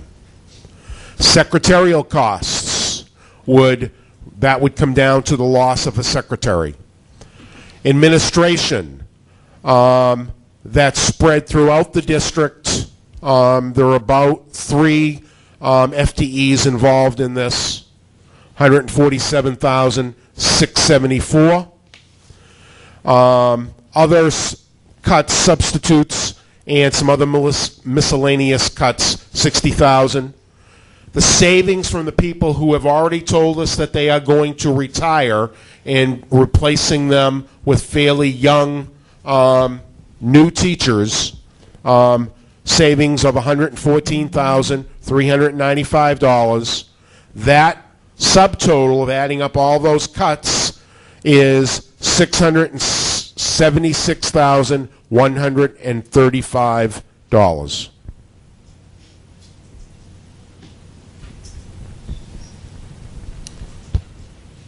In order to get there, because if I remember from the previous slide, we were looking at a number of about $1 million. So we have the subtotal costs. So the shortfall from that other slide was $1,041,351. The subtotal of the things that I showed you were $676,135. That leaves a deficit of, on Saturday's number, the deficit was $366,216. But at 4 o'clock this afternoon, after I met with the town administrator, there was another $157,000 added back to our budget number on the working papers. Therefore, the shortfall is $228,441. So, I looked at 3 very popular items. Extracurricular activities, sports, and the instructional leader program. I looked for a number that would add up to what I needed at the top, which was $228,441. By taking 30% of each of those numbers, I came up with $223,747 worth of cuts. I'm $4,000 or $5,000 away from making it work if that was the number. Before you leave that slide, I'm sure I'm not the only one who might have a question there. But before I ask the question, anybody else on the committee have a question about anything on that slide? I don't know. Well, then I'll start. I'm not sure exactly what 30% of all sports means. What does that mean? It means I have a certain amount of money left. I go to the athletic director, the high school principal, and say, what can we offer with the money that's left? Therefore, if we have activities where we have fewer students involved, they'll be gone. We won't be able to offer them. If we have, perhaps we won't be able to offer freshman sports. I can't tell you the exact cost. All I know is I have to come up with a way to make the budget work so that we can open school in the fall if we don't have enough money. And my feeling is if I'm going to be dropping 22 teachers, I need to look at everything. Nothing is sacrosanct. I don't want to make any of these cuts. I understand. Okay. I just wanted to understand what that 30% meant. Okay, thank you. Go ahead.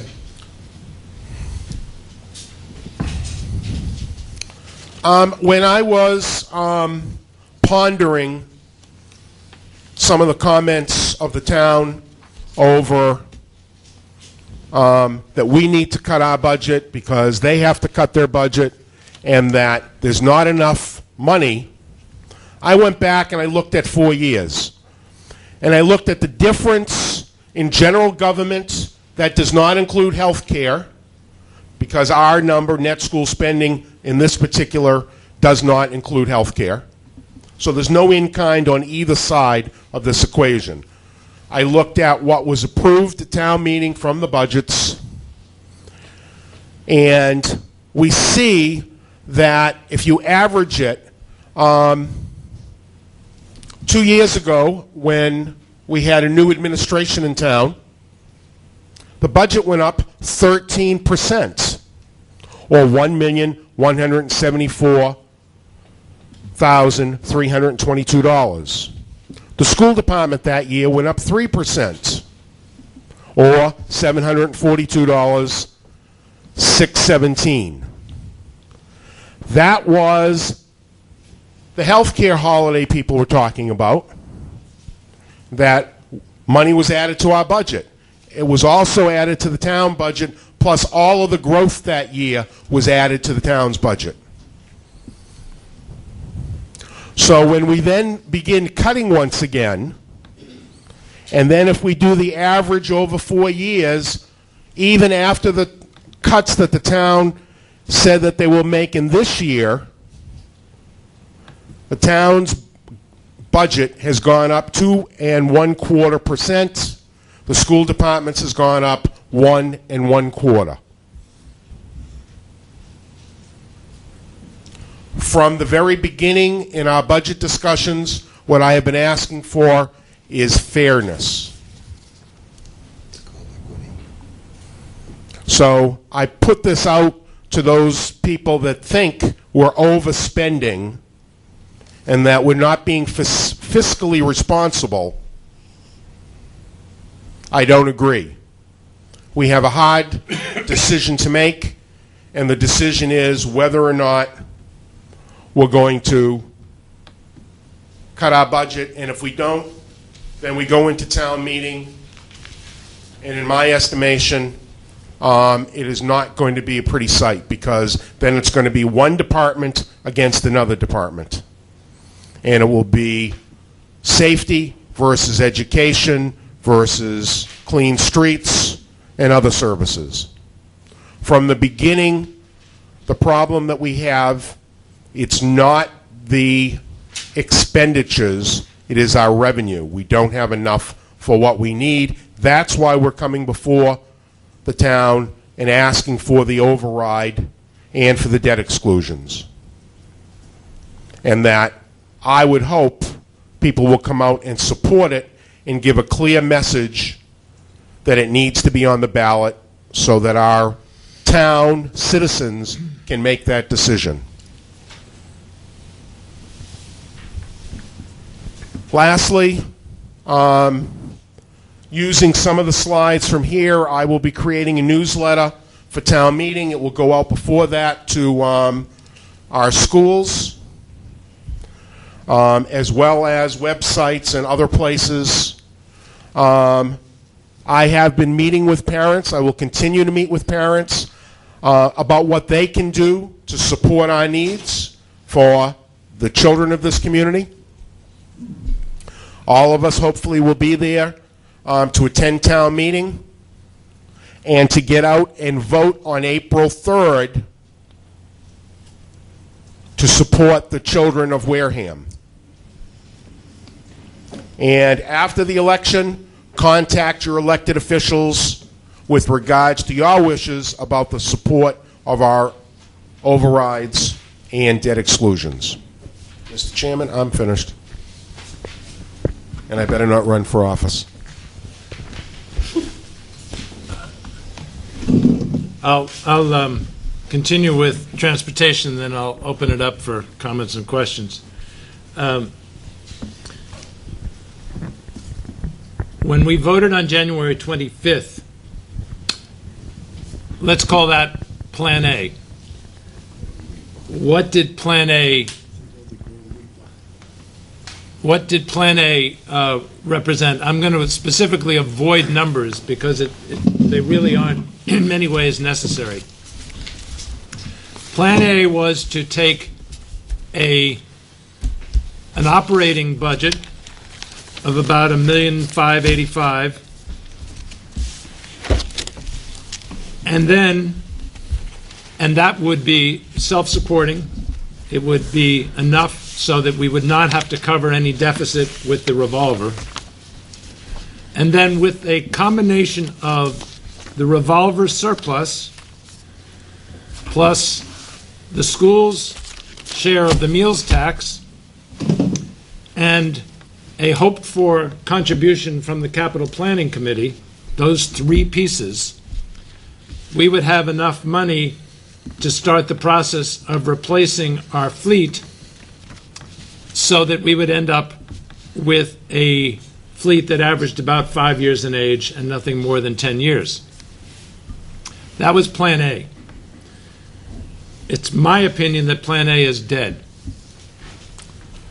The reason it's dead is because it's clear that the operating budget of $1,585,000 is simply not available as a result of a shortage of revenue for the town.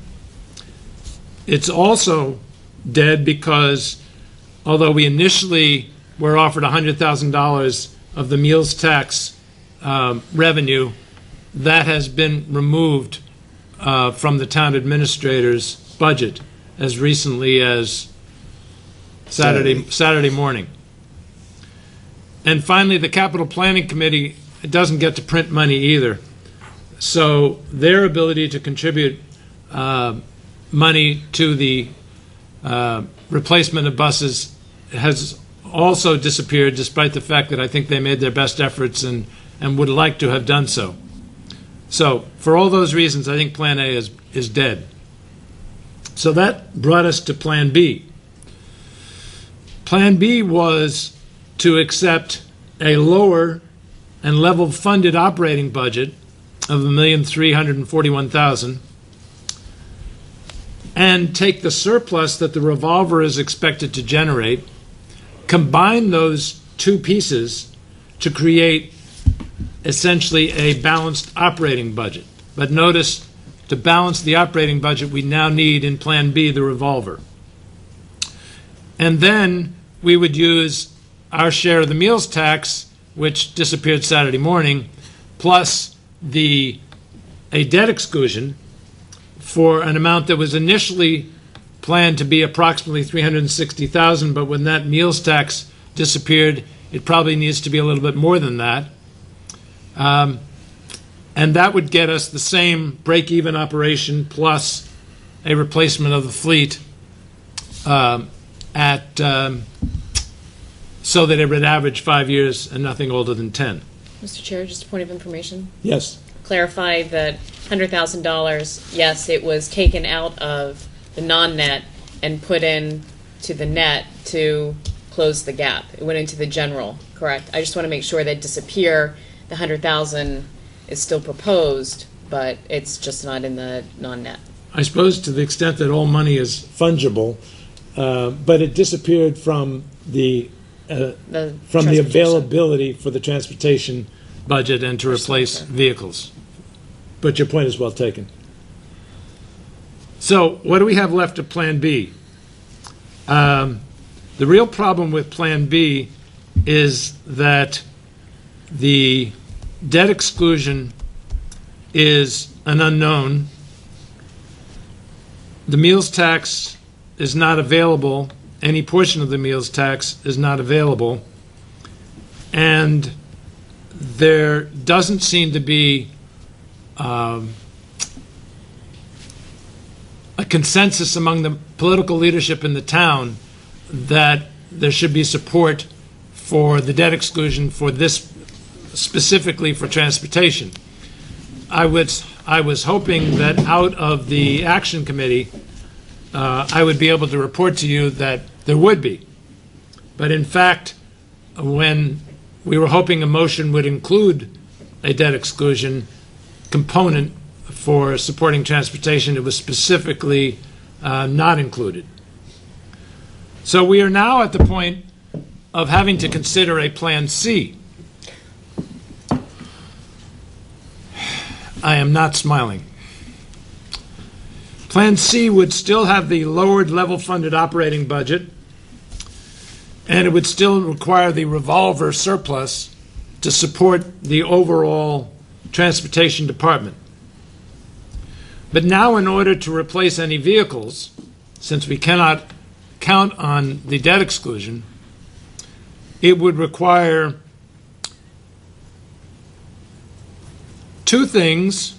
One, it would require reducing our services to the students of Wareham so that grades 7 through 12 would not be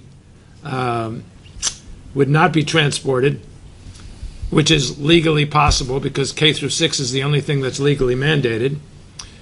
And we have been transporting some students that are less than 2 miles away, primarily for the safety of the children, given that not all children live in places that are sidewalked, etc. There's no place like that. It would also require bus fees. Now, bus fees are a difficult issue because the more you charge, the fewer people choose to ride. So you can literally get to a point of having a fee but nobody riding. So there's no point in having a fee that's very high. Dr. Brvinovich's experience and study of this matter suggests that any number much more than about $90 or $100 per child is unlikely to produce the volume of ridership that would generate much money. In fact, his experience suggests that we can probably collect no more than about $60,000 in bus fees from the community. Keep in mind that that's partly due to the fact that about half our students are free and reduced lunch, which means that they cannot be charged, and the fact that you are, since you're not transporting grades 7 through 12, you've obviously eliminated all those people from paying any fee because they're not being provided any service. So if you take the savings associated primarily with reduced numbers of drivers, associated with reducing the service, and you take, which is approximately worth about $130,000, and you assume you collect about $60,000 worth of fees, you get, let's round number, call it about approximately $200,000. Unfortunately, they're better than guesstimates, but there's some hope involved in this, and not a lot of science is available. So I don't have a great deal of confidence in these numbers, but let's assume it's approximately $200,000. That's about half of what we need to support a fleet that averages 5 years in age, nothing more than 10 years. So we would then be relegating our average fleet age not to 5 years, but 10. Averaging 10, which means obviously there will be buses that will be much older than 10 as well as some that are younger than 10.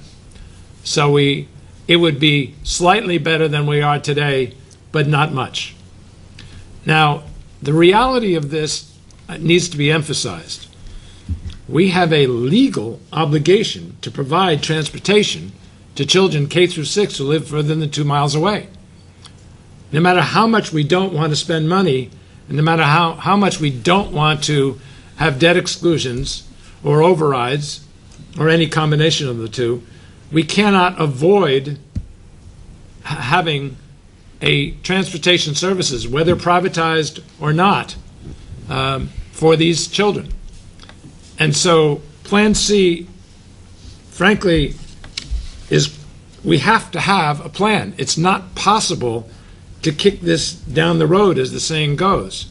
So I'm not saying I like either Plan B or Plan C, but there is no question that Plan C is probably the minimum we could possibly spend and meet our legal requirement, and the only question is how long we could get away with having a fleet that averaged 10 years in age.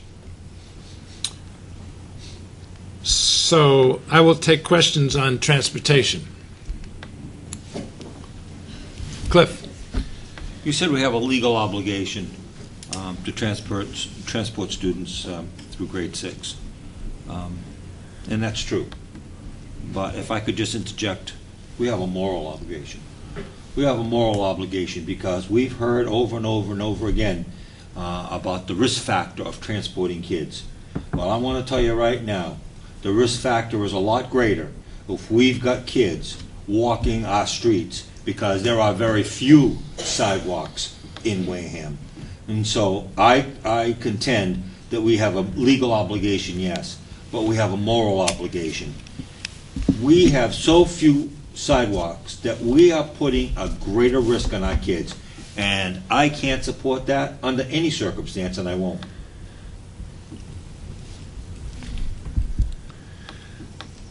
Any other, But nobody's going to ask me anyways. I second it. I heard a second. Any other questions or comments on the transportation non-net issue?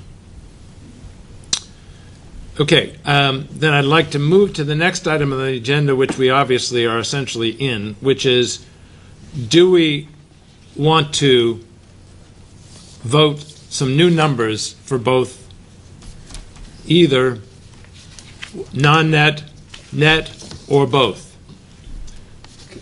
My recommendation is that we consider doing that and have a discussion about the virtues of doing so at this moment. So both non-net and net are on the table for discussion. Cliff? Is it for discussion? Yes. There is no motion on the floor. All right. I guess this has to do with the presentation that Dr. Rabinovich made on the presumption of a level-funded budget.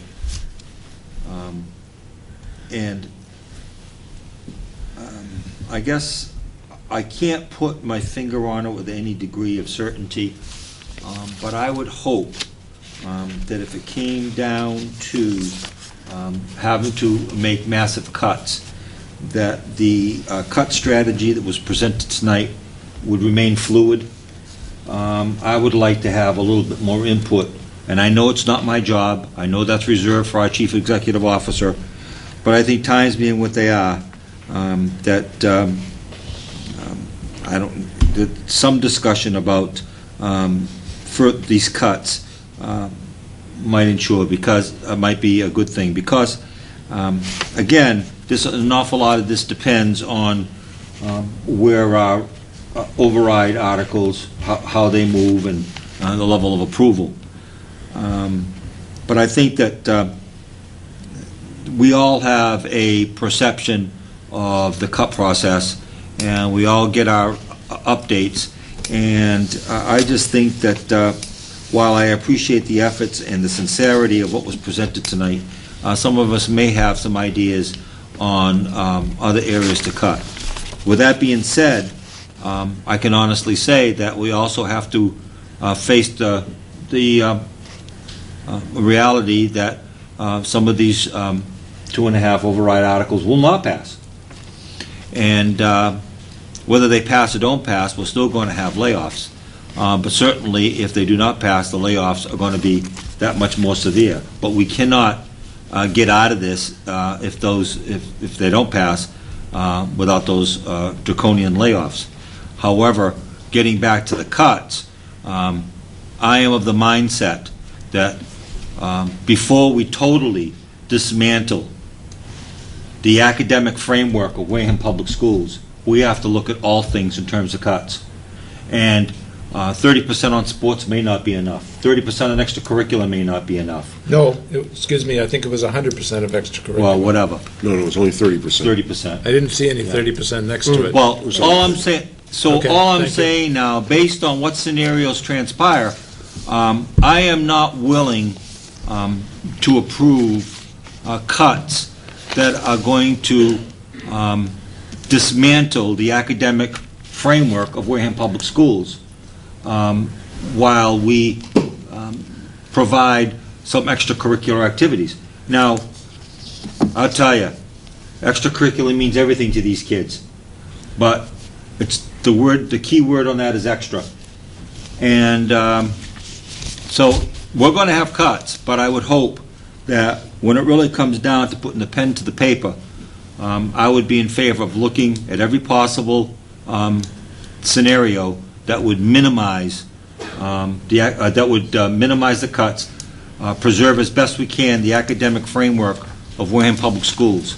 And if that means taking a good hard look at not offering athletics or not offering extracurricular, if it's going to save the academic framework of our school system, then I think that that's what we got to do. So all I'm saying is, I would hope that all things would be on the table if, in fact, we have to put the cut pen to the paper. Thank you, Mr. Chair. Ken? I agree. I also, I think I saw something a while back that there was a number associated if we looked at potential closing of, say, the Wareham Cooperative School. How does that number, I think off the top of my head was 500,000, maybe less? Less. A little less, 300,000? Yeah. So I'd like to look, for us to take a deep look at that option too, because the last thing that I will vote for anything that involves any further cuts in teachers. I don't see how we can keep the doors open if we are focusing on this. Look like 20-something teachers. 19.5 teachers, that's right. It's impossible.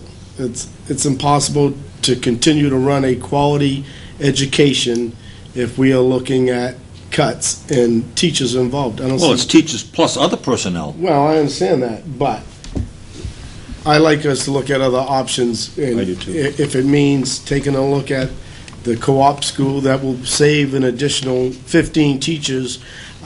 All of this has to be looked at. I can't support it the way it is right now. Rhonda? I have to agree with my colleagues when it comes to the scenarios when it comes to the cuts, because I would want to see more than, and I know you didn't mean it this way, Dr. Rabinovich, but it's not, I don't want to look at just the popular items. I want to look, and I'll put quotes around these that, you know, because everyone will have a different definition of what non-essential is, but the something that gives different scenarios around basically different scenarios about what the cuts are going to be. And I know that ultimately it's up to you to make the cuts necessary to have a school system that educates the system, or the kids here in Wareham. I want to be clear that you can take a look at the budget and the line items, and it has gone through committee by committee. The principals have gone through it. The administrators have gone through it. The FinCom has had an opportunity to review it. And when you take a look at the line items and all the presentations that were done on the line items, yes, I think that there could be different opinions on where you could cut. You know, there's $156,000 in administration. Some people would say bump that up to $300,000. Okay, that's still $150,000. We're over $1 million a shortfall here, and so there is no amount of going back and forth with each line item that is going to get you to that without including teachers in it. There just isn't. And that is the scary part about this, because we hear from our principals every single day that around class sizes, around making sure that the teachers have everything that they need in the classroom, and you know, every single time that we cut, it just continues to pull away from what our kids need, and we have to stop this lashing. I understand that we're in a difficult financial state here, and I also understand, and I've been through many of the budget discussions with the town. I know that there's not money there.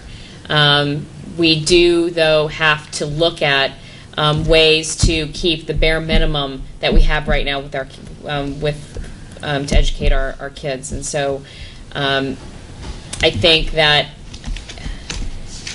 it's important to show that we are making the necessary cuts, or not even necessary, but that we are willing to make the cuts. But so I do believe that we need to vote in a new budget number. But I think for at least to be able to show that the school system understands the issue that we're in and will and is working towards getting to a number that's closer to what we can agree at town meeting. I want to make 2 points, and they're related to the budget, but otherwise quite separate. One is, I don't think there should be any misunderstanding about the difficulty on the town side of this problem. It was very clear from Saturday morning that while we didn't come to any agreement, that very difficult cuts and very significant assumptions are being made about what has to be done on the town side of government, including literally salary cuts of town employees. Not just no increases, salary cuts and 4-day-a-week operations and things like that. So these are really tough times on both sides of the town and the schools. The second item that I think we shouldn't dismiss, I was having a conversation with a teacher today, and we were talking about the fact that the state is mandating that there be a number of things, including 2 sources of data as a basis for determining the grade, the evaluation that the teacher receives. And what was interesting to me about the conversation is when I proposed a possible use of data for this particular teacher and the department that she was in, she said, that would be fair as long as I had the resources to be successful. I'm smiling only because she's 100% right. It is totally inappropriate to try to implement state regulations with respect to the evaluation of teachers and then to be in a process of dismantling the very structure and to reducing to an unacceptable level the resources and raising class sizes to unacceptable levels, and at the same time saying you will be successful in the classroom.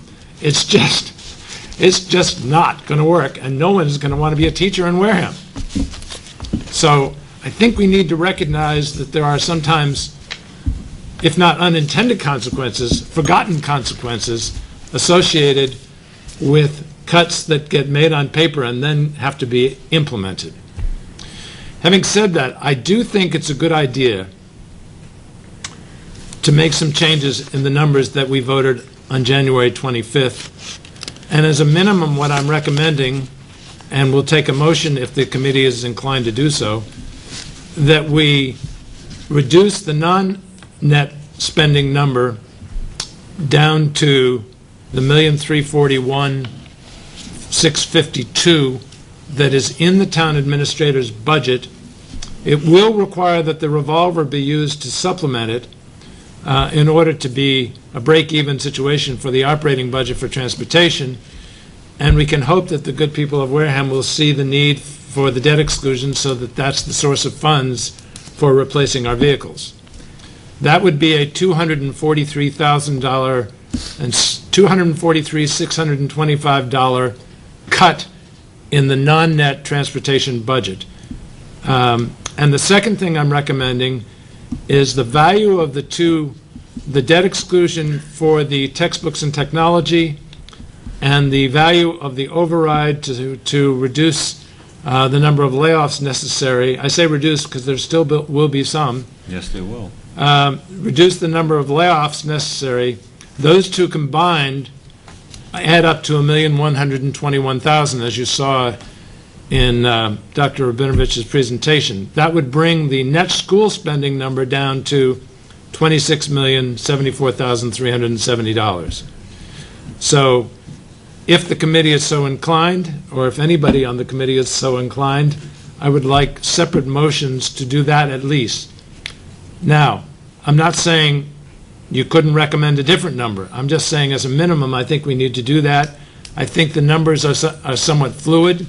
They changed at 5 a.m. on Saturday morning from the material that I had from the previous day. They changed today as a result of discussions. I think it's quite likely that on April 4th, when this committee meets again, there may be a reason to vote a different number at that time as well. But I think in good faith, we should show the community that we recognize that our original budget is no longer realistic, and that we need to be sensitive to the difficult times that the entire town is facing with respect to resources. And I will repeat what I said on Saturday morning. Both the town side of government and the school side of government, for the last more than a decade, has been exceedingly frugal. And this is, as Dr. Rabinovich said, this is a revenue problem, not an overspending problem, on either side, both town and schools. Would anybody like to make a motion with regard to the budget numbers? I have one quick question. Yes. For the non-net spending, by reducing it by $243,625, are you saying that if the debt exclusion is not passed, that will then mean that we'll have to go to Plan C, which is charging bus fees, reducing who we transport to, or a combination of both? Yes, that is my opinion. Dr. Rabinovich may have a different opinion, but that's my opinion. But I believe we will come back to the board once we know what number is passed and whether or not the override is passed. We will come back to the board with recommendations because we feel we need your approval if we're going to do any of those steps. I agree completely with that, but mine is just based on a mathematical analysis, and it's not based on anything else, and it would require the committee to act. So the only other question that I have, the 1.341,652, is that the exact number that's in the town's budget? That is and correct. What we were funded at last year. Okay. It's level funded, and it's consistent with the town administrator's number. Okay. The 26,074,370, what is the difference between that number and what is in the town administrator's budget? $1,041,351. Actually, no, there's a 200, because that's using I was the going to say, Saturday morning number, not We can the, only do what we Right. can do. Cliff? I guess I don't understand it all fully, and I got to be honest with you on that. But something really, really bothers me. Let's talk about non-net for a minute. This total transportation thing has been bounced around forever and a day. Bottom line is, regardless of who does it, you got to transport kids, whether it be first through sixth. The bottom line is you can't get away from this expense. Whether we provide it or whether somebody else provides it, you got to pay the bill. But here's the thing that really kind of bugs me about this number and about the proposal, particularly from the town administrator. Now, correct me if I'm wrong, this 1341,652 is predicated on using a great deal of our revolver, is that correct? That is correct. Last year, we supported it to the tune of $188,000. $180,000. Isn't that interesting now that we're using our revolver to offset this expense? And if we were subbing this thing out, there'd be no revolver. Correct. That's correct. Isn't that interesting? So now they're asking us to use the revolver because of our ingenuity and our creativity to offset the town's obligation to transport kids. So this number is predicated on using a good part of the revolver. Candidly, times are really difficult. I have no problem with the fact that they're asking us to use the revolver. The issue I will have is if we don't get any money to replace the fleet. This is ridiculous. I'm sorry. For non-net, I will make a motion to reduce the number that the school committee voted on by $243,625. To the new number of? $1,341,652. Do I have a second? Second. Any further discussion? All those in favor? Aye. Aye. Aye. All those opposed? Abstain. Ken, are you voting? I said aye. Oh, I didn't hear the aye. Sorry. 400. Is there a motion with regard to net school spending?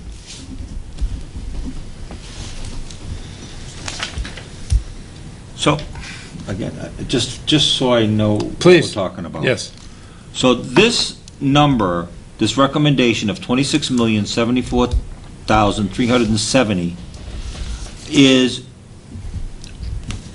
again, with the presumption that the overrides are going to pass. I wouldn't call it a presumption. What you can say is that if the override and the debt exclusion passes, then the schools will be fully funded at the level that we originally voted. That is correct. Not the 26,74,370? No, the combination of the 26,74,370 plus the override to support the Gotcha. elimination of It will teachers. bring us up to 27,195.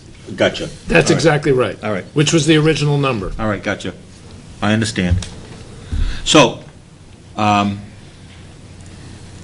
the reality is, again, just to make sure I know what we're talking about, whether the override passes or not, there's going to be cuts in personnel.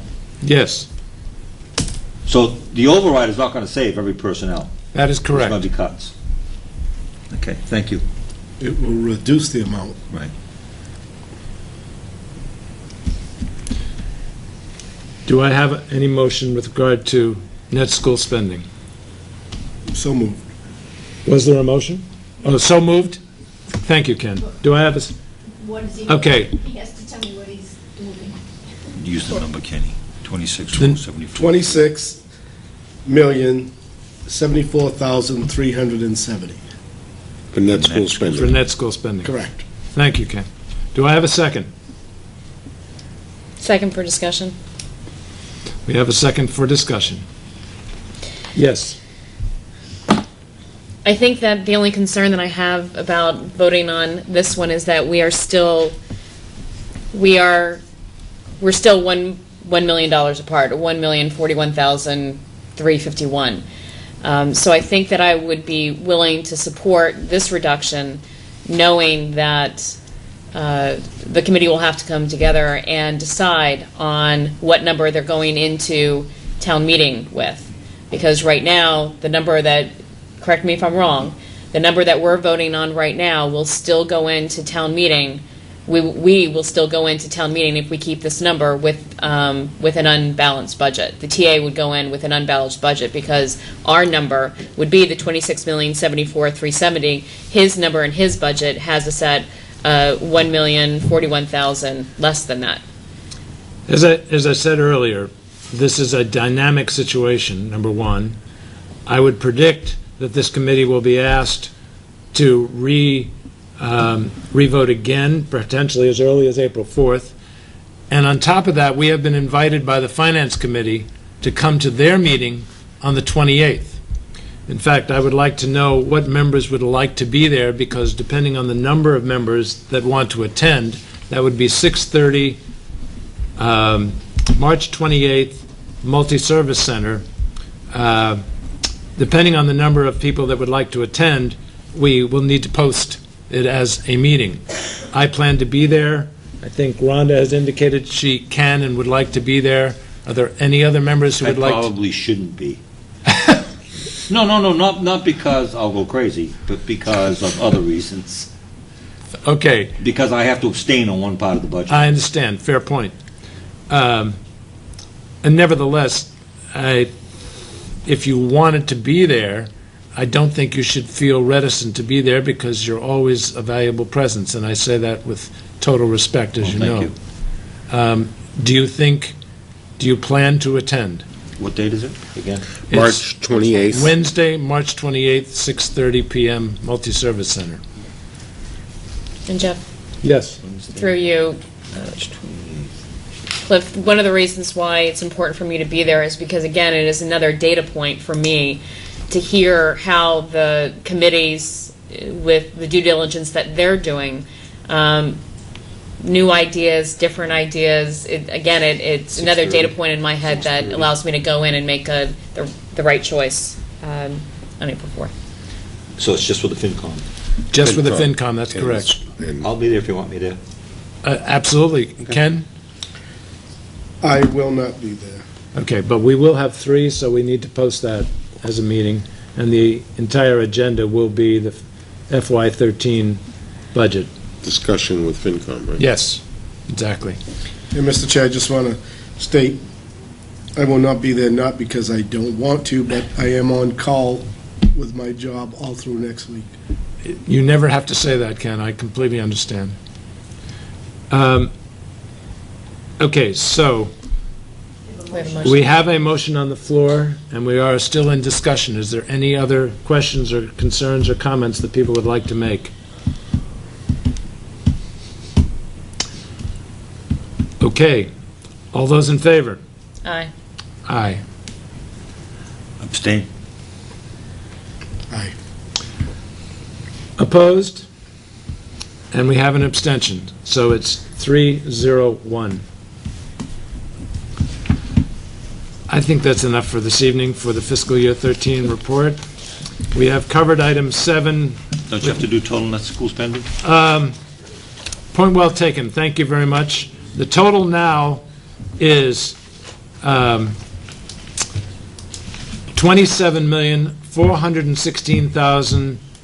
$27,416,022, which for the record is a reduction of $1,364,625. I'll take a motion to that effect. So moved. Second. Second. All those in favor? Aye. Opposed? No. Abstain? 3-1-0. Thank you. Now we have concluded fiscal year 13 for the moment. Item 7 was already covered. We will move on to Ms. Miranda. You're on, Anna. Can I ask Sorry. Michelle one question? Did Principal Palladino think that he had an item on tonight's, because he was sitting there waiting patiently until just now, but, Probably. all right, so I gonna go ask didn't remember if he has some on April 4th, right? All right, so, Let's hope not. yeah, okay. Okay, Anna, thank you. First on the agenda is I have an appropriation budget transfer recommendation for you. I'm recommending that the following appropriation budget transfer of $12,923. And this is in order to pay, Excuse me, Anna. I just want to, I was reminded by Rhonda that we are approaching the hour of 10 o'clock. I suppose I could do a real No. We haven't heard from you on finances in a while, and I do not want to put it off. And I want the committee to be able to ask questions. I actually think, I hate to do this to you. Yeah, I think, Okay. absolutely, But because if I start talking about this Right. at 10 o'clock, we're not going home. We're not going home, exactly right. It's too important to push it off until too late. So we will push off mid-cycle review of Once Dr. again. Rabinovich's goals once again. Thank you for that reminder. So, Anna, My short-term memory, what were they? Anna, you've got 8 minutes. See if you can do that. the recommendation is to supplement what we need to pay the full salary of the system network IT specialist. If you recall, we eliminated an additional second tech para position at the middle school, took that funding and applied it to this position, and now the shortfall is $12,923. We'd like to take that from the middle tech para salaries. Do you need a motion on that? I think you do. Yes? Okay. I'll take a motion to that effect. So moved. Second? Second. All those in favor? Aye. Aye. Opposed? Abstained? 3-0-0. Next. Great, okay. In the interest of time, unless there's some, significant variance, I'm gonna just try to go right through. The administration accounts were only 2.28% off of where we were last year. We move on to the instructional leadership. Not much has changed, really, it stayed pretty constant. We're 3.25% off of where we were last year. We get into teaching, And of course, this is a very important barometer for us, because if you look at more than 80% of our budget is in the salaries in this teacher and the teacher specialist lines. We're really, it's healthy, have no concerns thus far. Did salary projections at the end of the second quarter. I haven't seen you since then, actually, it's been that long. December, and we were off salaries at that point by around $78,000, which is a really very, very good being there. Any questions about that? I do want to share, I have good news and not so good news on the substitutes line. This substitute line, I have really good news, and I think it's important to take the time to share it. This is the substitute line that for teacher absences when it comes to sick days and personal days. And right now, we have expended, we compare where we were last year at this point to today. I actually ran the figures today. They're even more updated than what's on the screen. We have expended $80,323 less in this substitute line. And that's the line that really is dedicated to for when, sicknesses and personal days. The not so good news when we get to professional subs. We're running around almost 19,000 in deficit, and when I get to it, we'll talk about why. So overall, in these 2,000 instructional accounts, we're actually in the plus by around 2% comparison to last year. So, any questions? Ken looked like he wanted to know the difference between the two. I did. I was just looking at it. Continue. To answer the question. In the professional... I thought she said she was going to answer that in the next. Well, two more. Okay. In the professional, why we're off. In the professional student services, which is guidance in our psych departments, the variance is 3.28%. And again, most of that is in that first, the guidance counselor line. Again, that was loss of ARA, an entire guidance position, as well as another smaller FTE that we have to put back into the LEA budget. ARA's gone. Other student services, 1.82%, really no variance, anything significant to report. Now we get to professional development. In professional development, in the 2353 function code, that's the staff development line. Our deficit is not there. It is strictly in the sub-line for professional development. Right now, regular ed teachers, in that account, we were 14.5. We only planned a little under 5 to begin with. Therefore, right now, we've spent around 19,000 for subs. For SPED teachers, again, they're a small portion of, percentage of the teaching force. We're 5,000 in deficit in that account. So cumulatively, we're looking at, this is what we have. Now, the reason is the amount of training that we've done. A year ago when we planned this 12th budget, we were not looking at doing the amount of training that, so what was allocated is, we know now, is definitely insufficient. And I don't want you to think that this is all, we're actually even spending more, because we have some monies that have been planned for. We have a literacy grant, a specific grant. And again, the problems with grants, you can only spend it on XYZ as per the department wants. Excuse me, Anna. Could I have a motion to allow Anna to complete her report and go past 10 o'clock? So moved. Do I have a second? Second. All those in favor? Aye. Opposed? Abstained? 400. Thank you very much. Go ahead, Anna. So 2 minutes. For example, the literacy grant we have right now is paying for, will pay for about 90% of all the training we're doing with our elementary teachers in literacy. We're doing, training in informational text. It's a lot of training that Jan has been overseeing. We got some money for that. We had math training that was not the original 5,000 was training for math. We're basically reduced that up, for the math training that we had done earlier. The trainings we had not really, I think, adequately planned for would be the RTI and Inform. Again, those, these initiatives were planned after the initial budget. And that's where we're really running our deficits, and that's the reason why go professional development. And it will continue yet because we still have training that needs to get done. It's money well spent.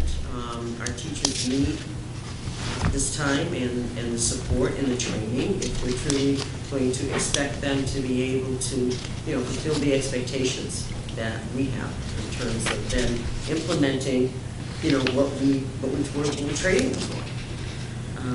So that's why, you look at that line, it's in the substitute line, not so much the staff development line. Mr. Chair. And the variance is about 15%. 1 second. So what are you expecting that deficit to be at the end of the year? What are you projecting that? I've requested those numbers, some of those numbers from the two directors. I have them from Bob. Waiting on a few more from Jan in terms of projecting to the end of the year, and I'll have that answer most likely for you by the next school committee meeting. Just need a little bit more information. Okay. Mr. Chair, I would like to see that out. Just to, that will be made up from other accounts.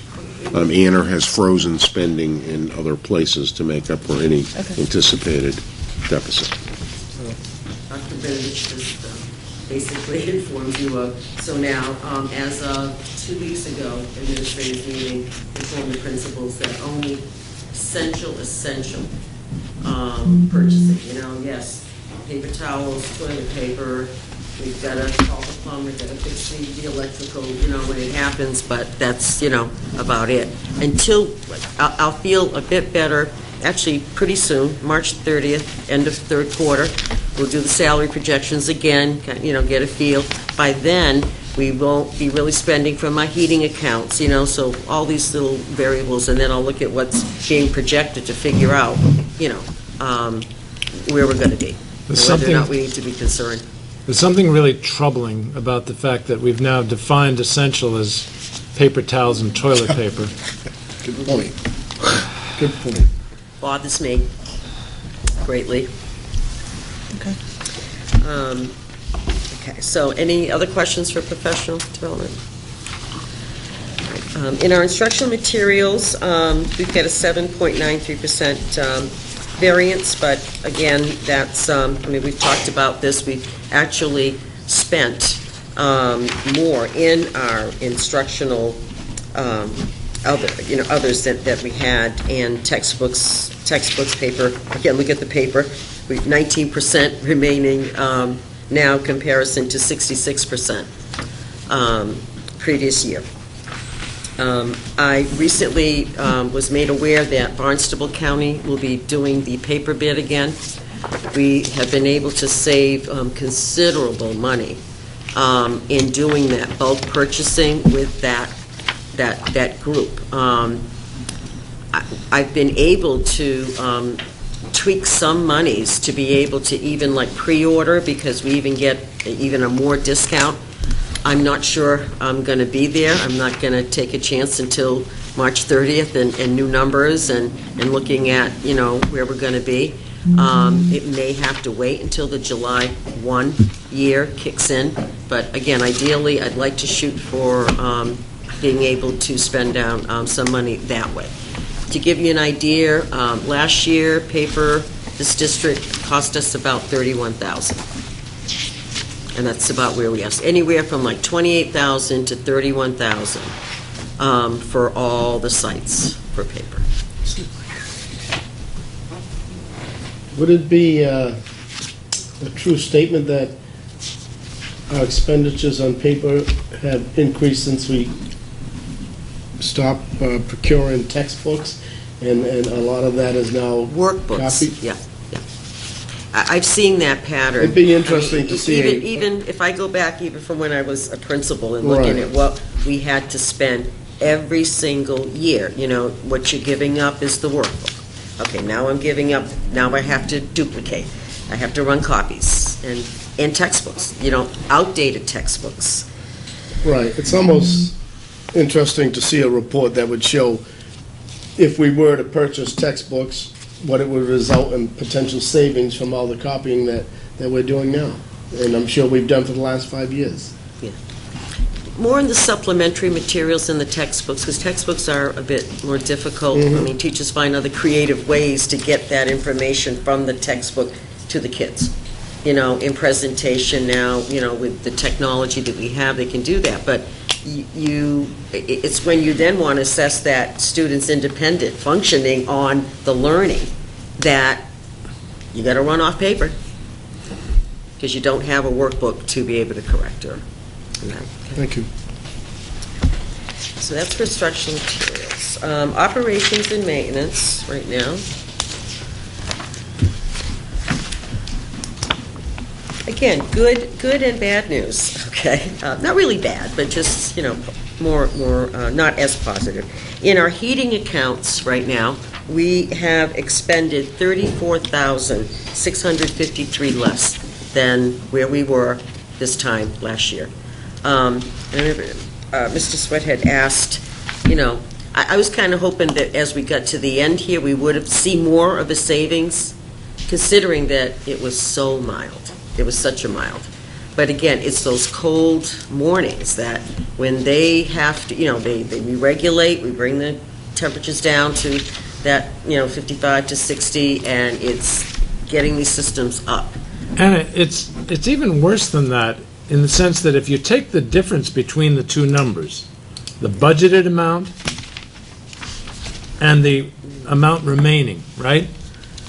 There's very little difference between the 2 years.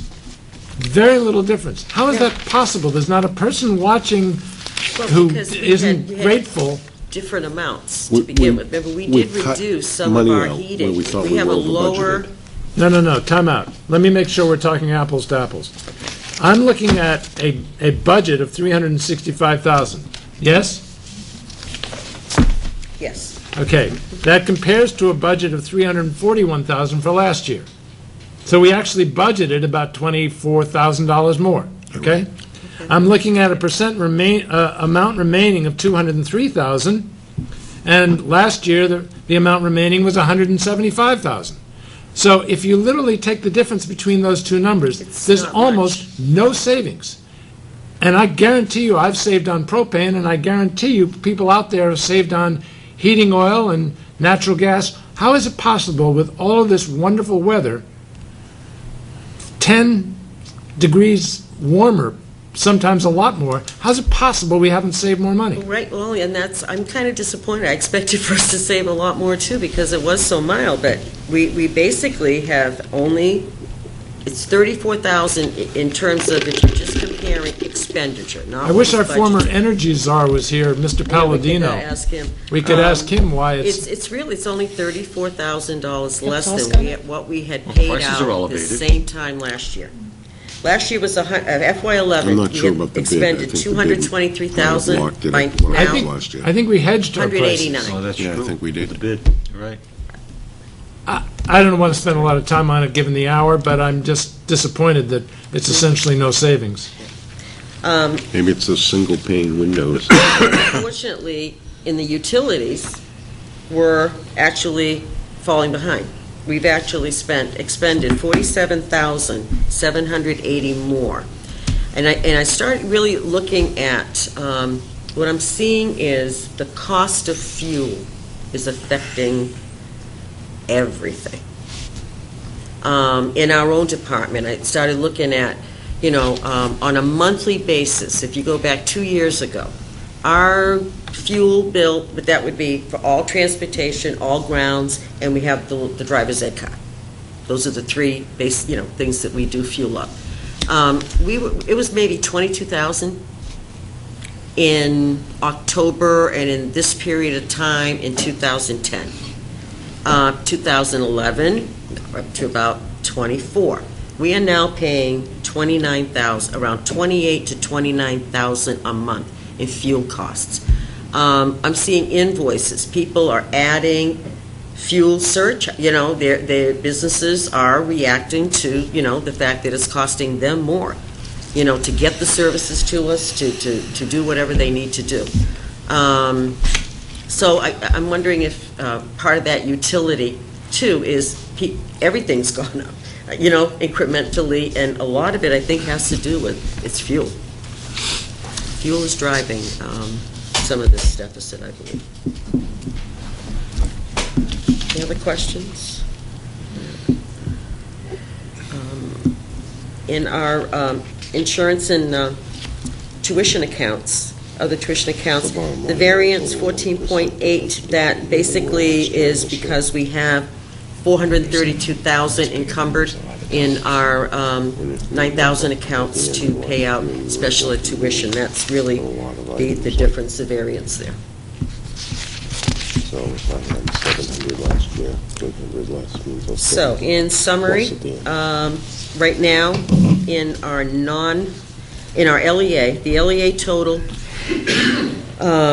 our balance right now is we're only 2.49, 2.5% variance, which is around 632,000. But then 432 is that what's been encumbered.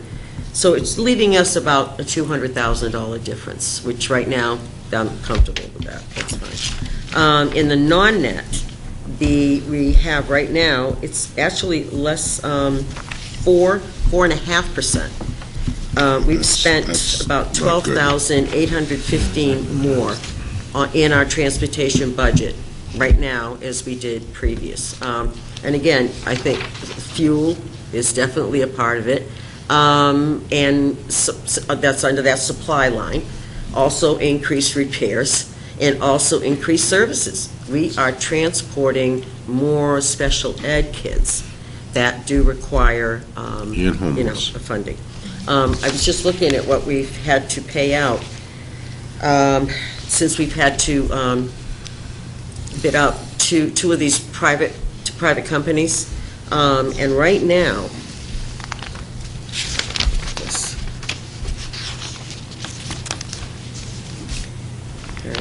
It's costing us about $1,325 a week for these 2 runs, 5 days. We've got approximately about 12 more weeks left for school, so we're going to incur at least another $15,900. Which runs are these? These are the 2 runs that we don't have vehicles to do the runs for. We've had I understand. Yeah, These are the vans. Contract, so Yes. that's like also an additional unforeseen cost that. But I recall that we decided it made more sense to actually put good money after bad rather than going to private contractors. Didn't we repair at least one of the vans? There's been more discussion with the mechanic who really didn't feel that was a wise investment because of other issues with that vehicle. So many issues. Okay. Is that what you wanted to say? Go ahead, Ann. All right, so in there, so that's a little bit, it was 4.5. Right now, so in total, if we look at our LEA and non-net, it's actually less than 1%. The variance right now is around 246,122 if you're looking at both, both the net and the non-net. Any other questions? Revolving accounts, I would just say to you, do you have any questions? We really have not had any significant activity in these, particular revolving accounts going down the entire list that we have. Here I'm just sharing with you, this is previous balance this time last year, just to kind of gauge revenue, looking at revenue stream. For these revolving accounts that do involve, whether it's tuition and or receipts. Any question on the revolvers? I do notice the transportation revolvers 15,000 less than it was at this time last year, and of course, the need for it to support the deficit that's growing in the regular transportation department is even greater this year than last year, so that obviously is a concern. Okay, Yes. what is the insurance revolver? Sorry. That would be, for example, when we do file an insurance claim. It's vandalism or some damage. We then are insured, we will end up paying for a repair. You have to then, when the insurer sends us, Check, it has to go into that a check, It goes into it that, has to yeah. go into this Thank you. revolving account. And those are the only funds that then would go into that. You all set, Anna? Yes. You are, Kenny? I just want to go back to, Previous slide. help me out, Jeff. The last set of accounts? Substitute. Oh, Okay. Substitute, you said good news, bad news. I just want a little explanation on Well, what good news is was- we've spent a lot less. Well, the explanation on what you considered professional, and you had two versions over there. yeah, No, the difference is that in one case, the teacher is simply absent from the school. Right. That's where we've saved money. In the second case, they're present, but not in the classroom. They're doing something else like professional development. That's what- development. It's all Okay. professional development that's driving that deficit, not... Training. Not the Thank you. regular attendance, Right. sick or personal days. But the net is still favorable. Yeah. Anything else? That's Thank you, Anna. You. Any other business that people would like to bring before the committee? Yes. Mid-cycle review? No? We have decided to yeah. postpone it. Okay. We postponed it till February of 2038. Because Oh. you'd all be asleep.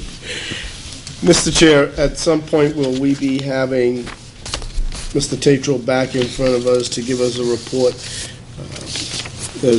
I don't think the transportation has been brought up for quite a few meetings. Be happy to do so.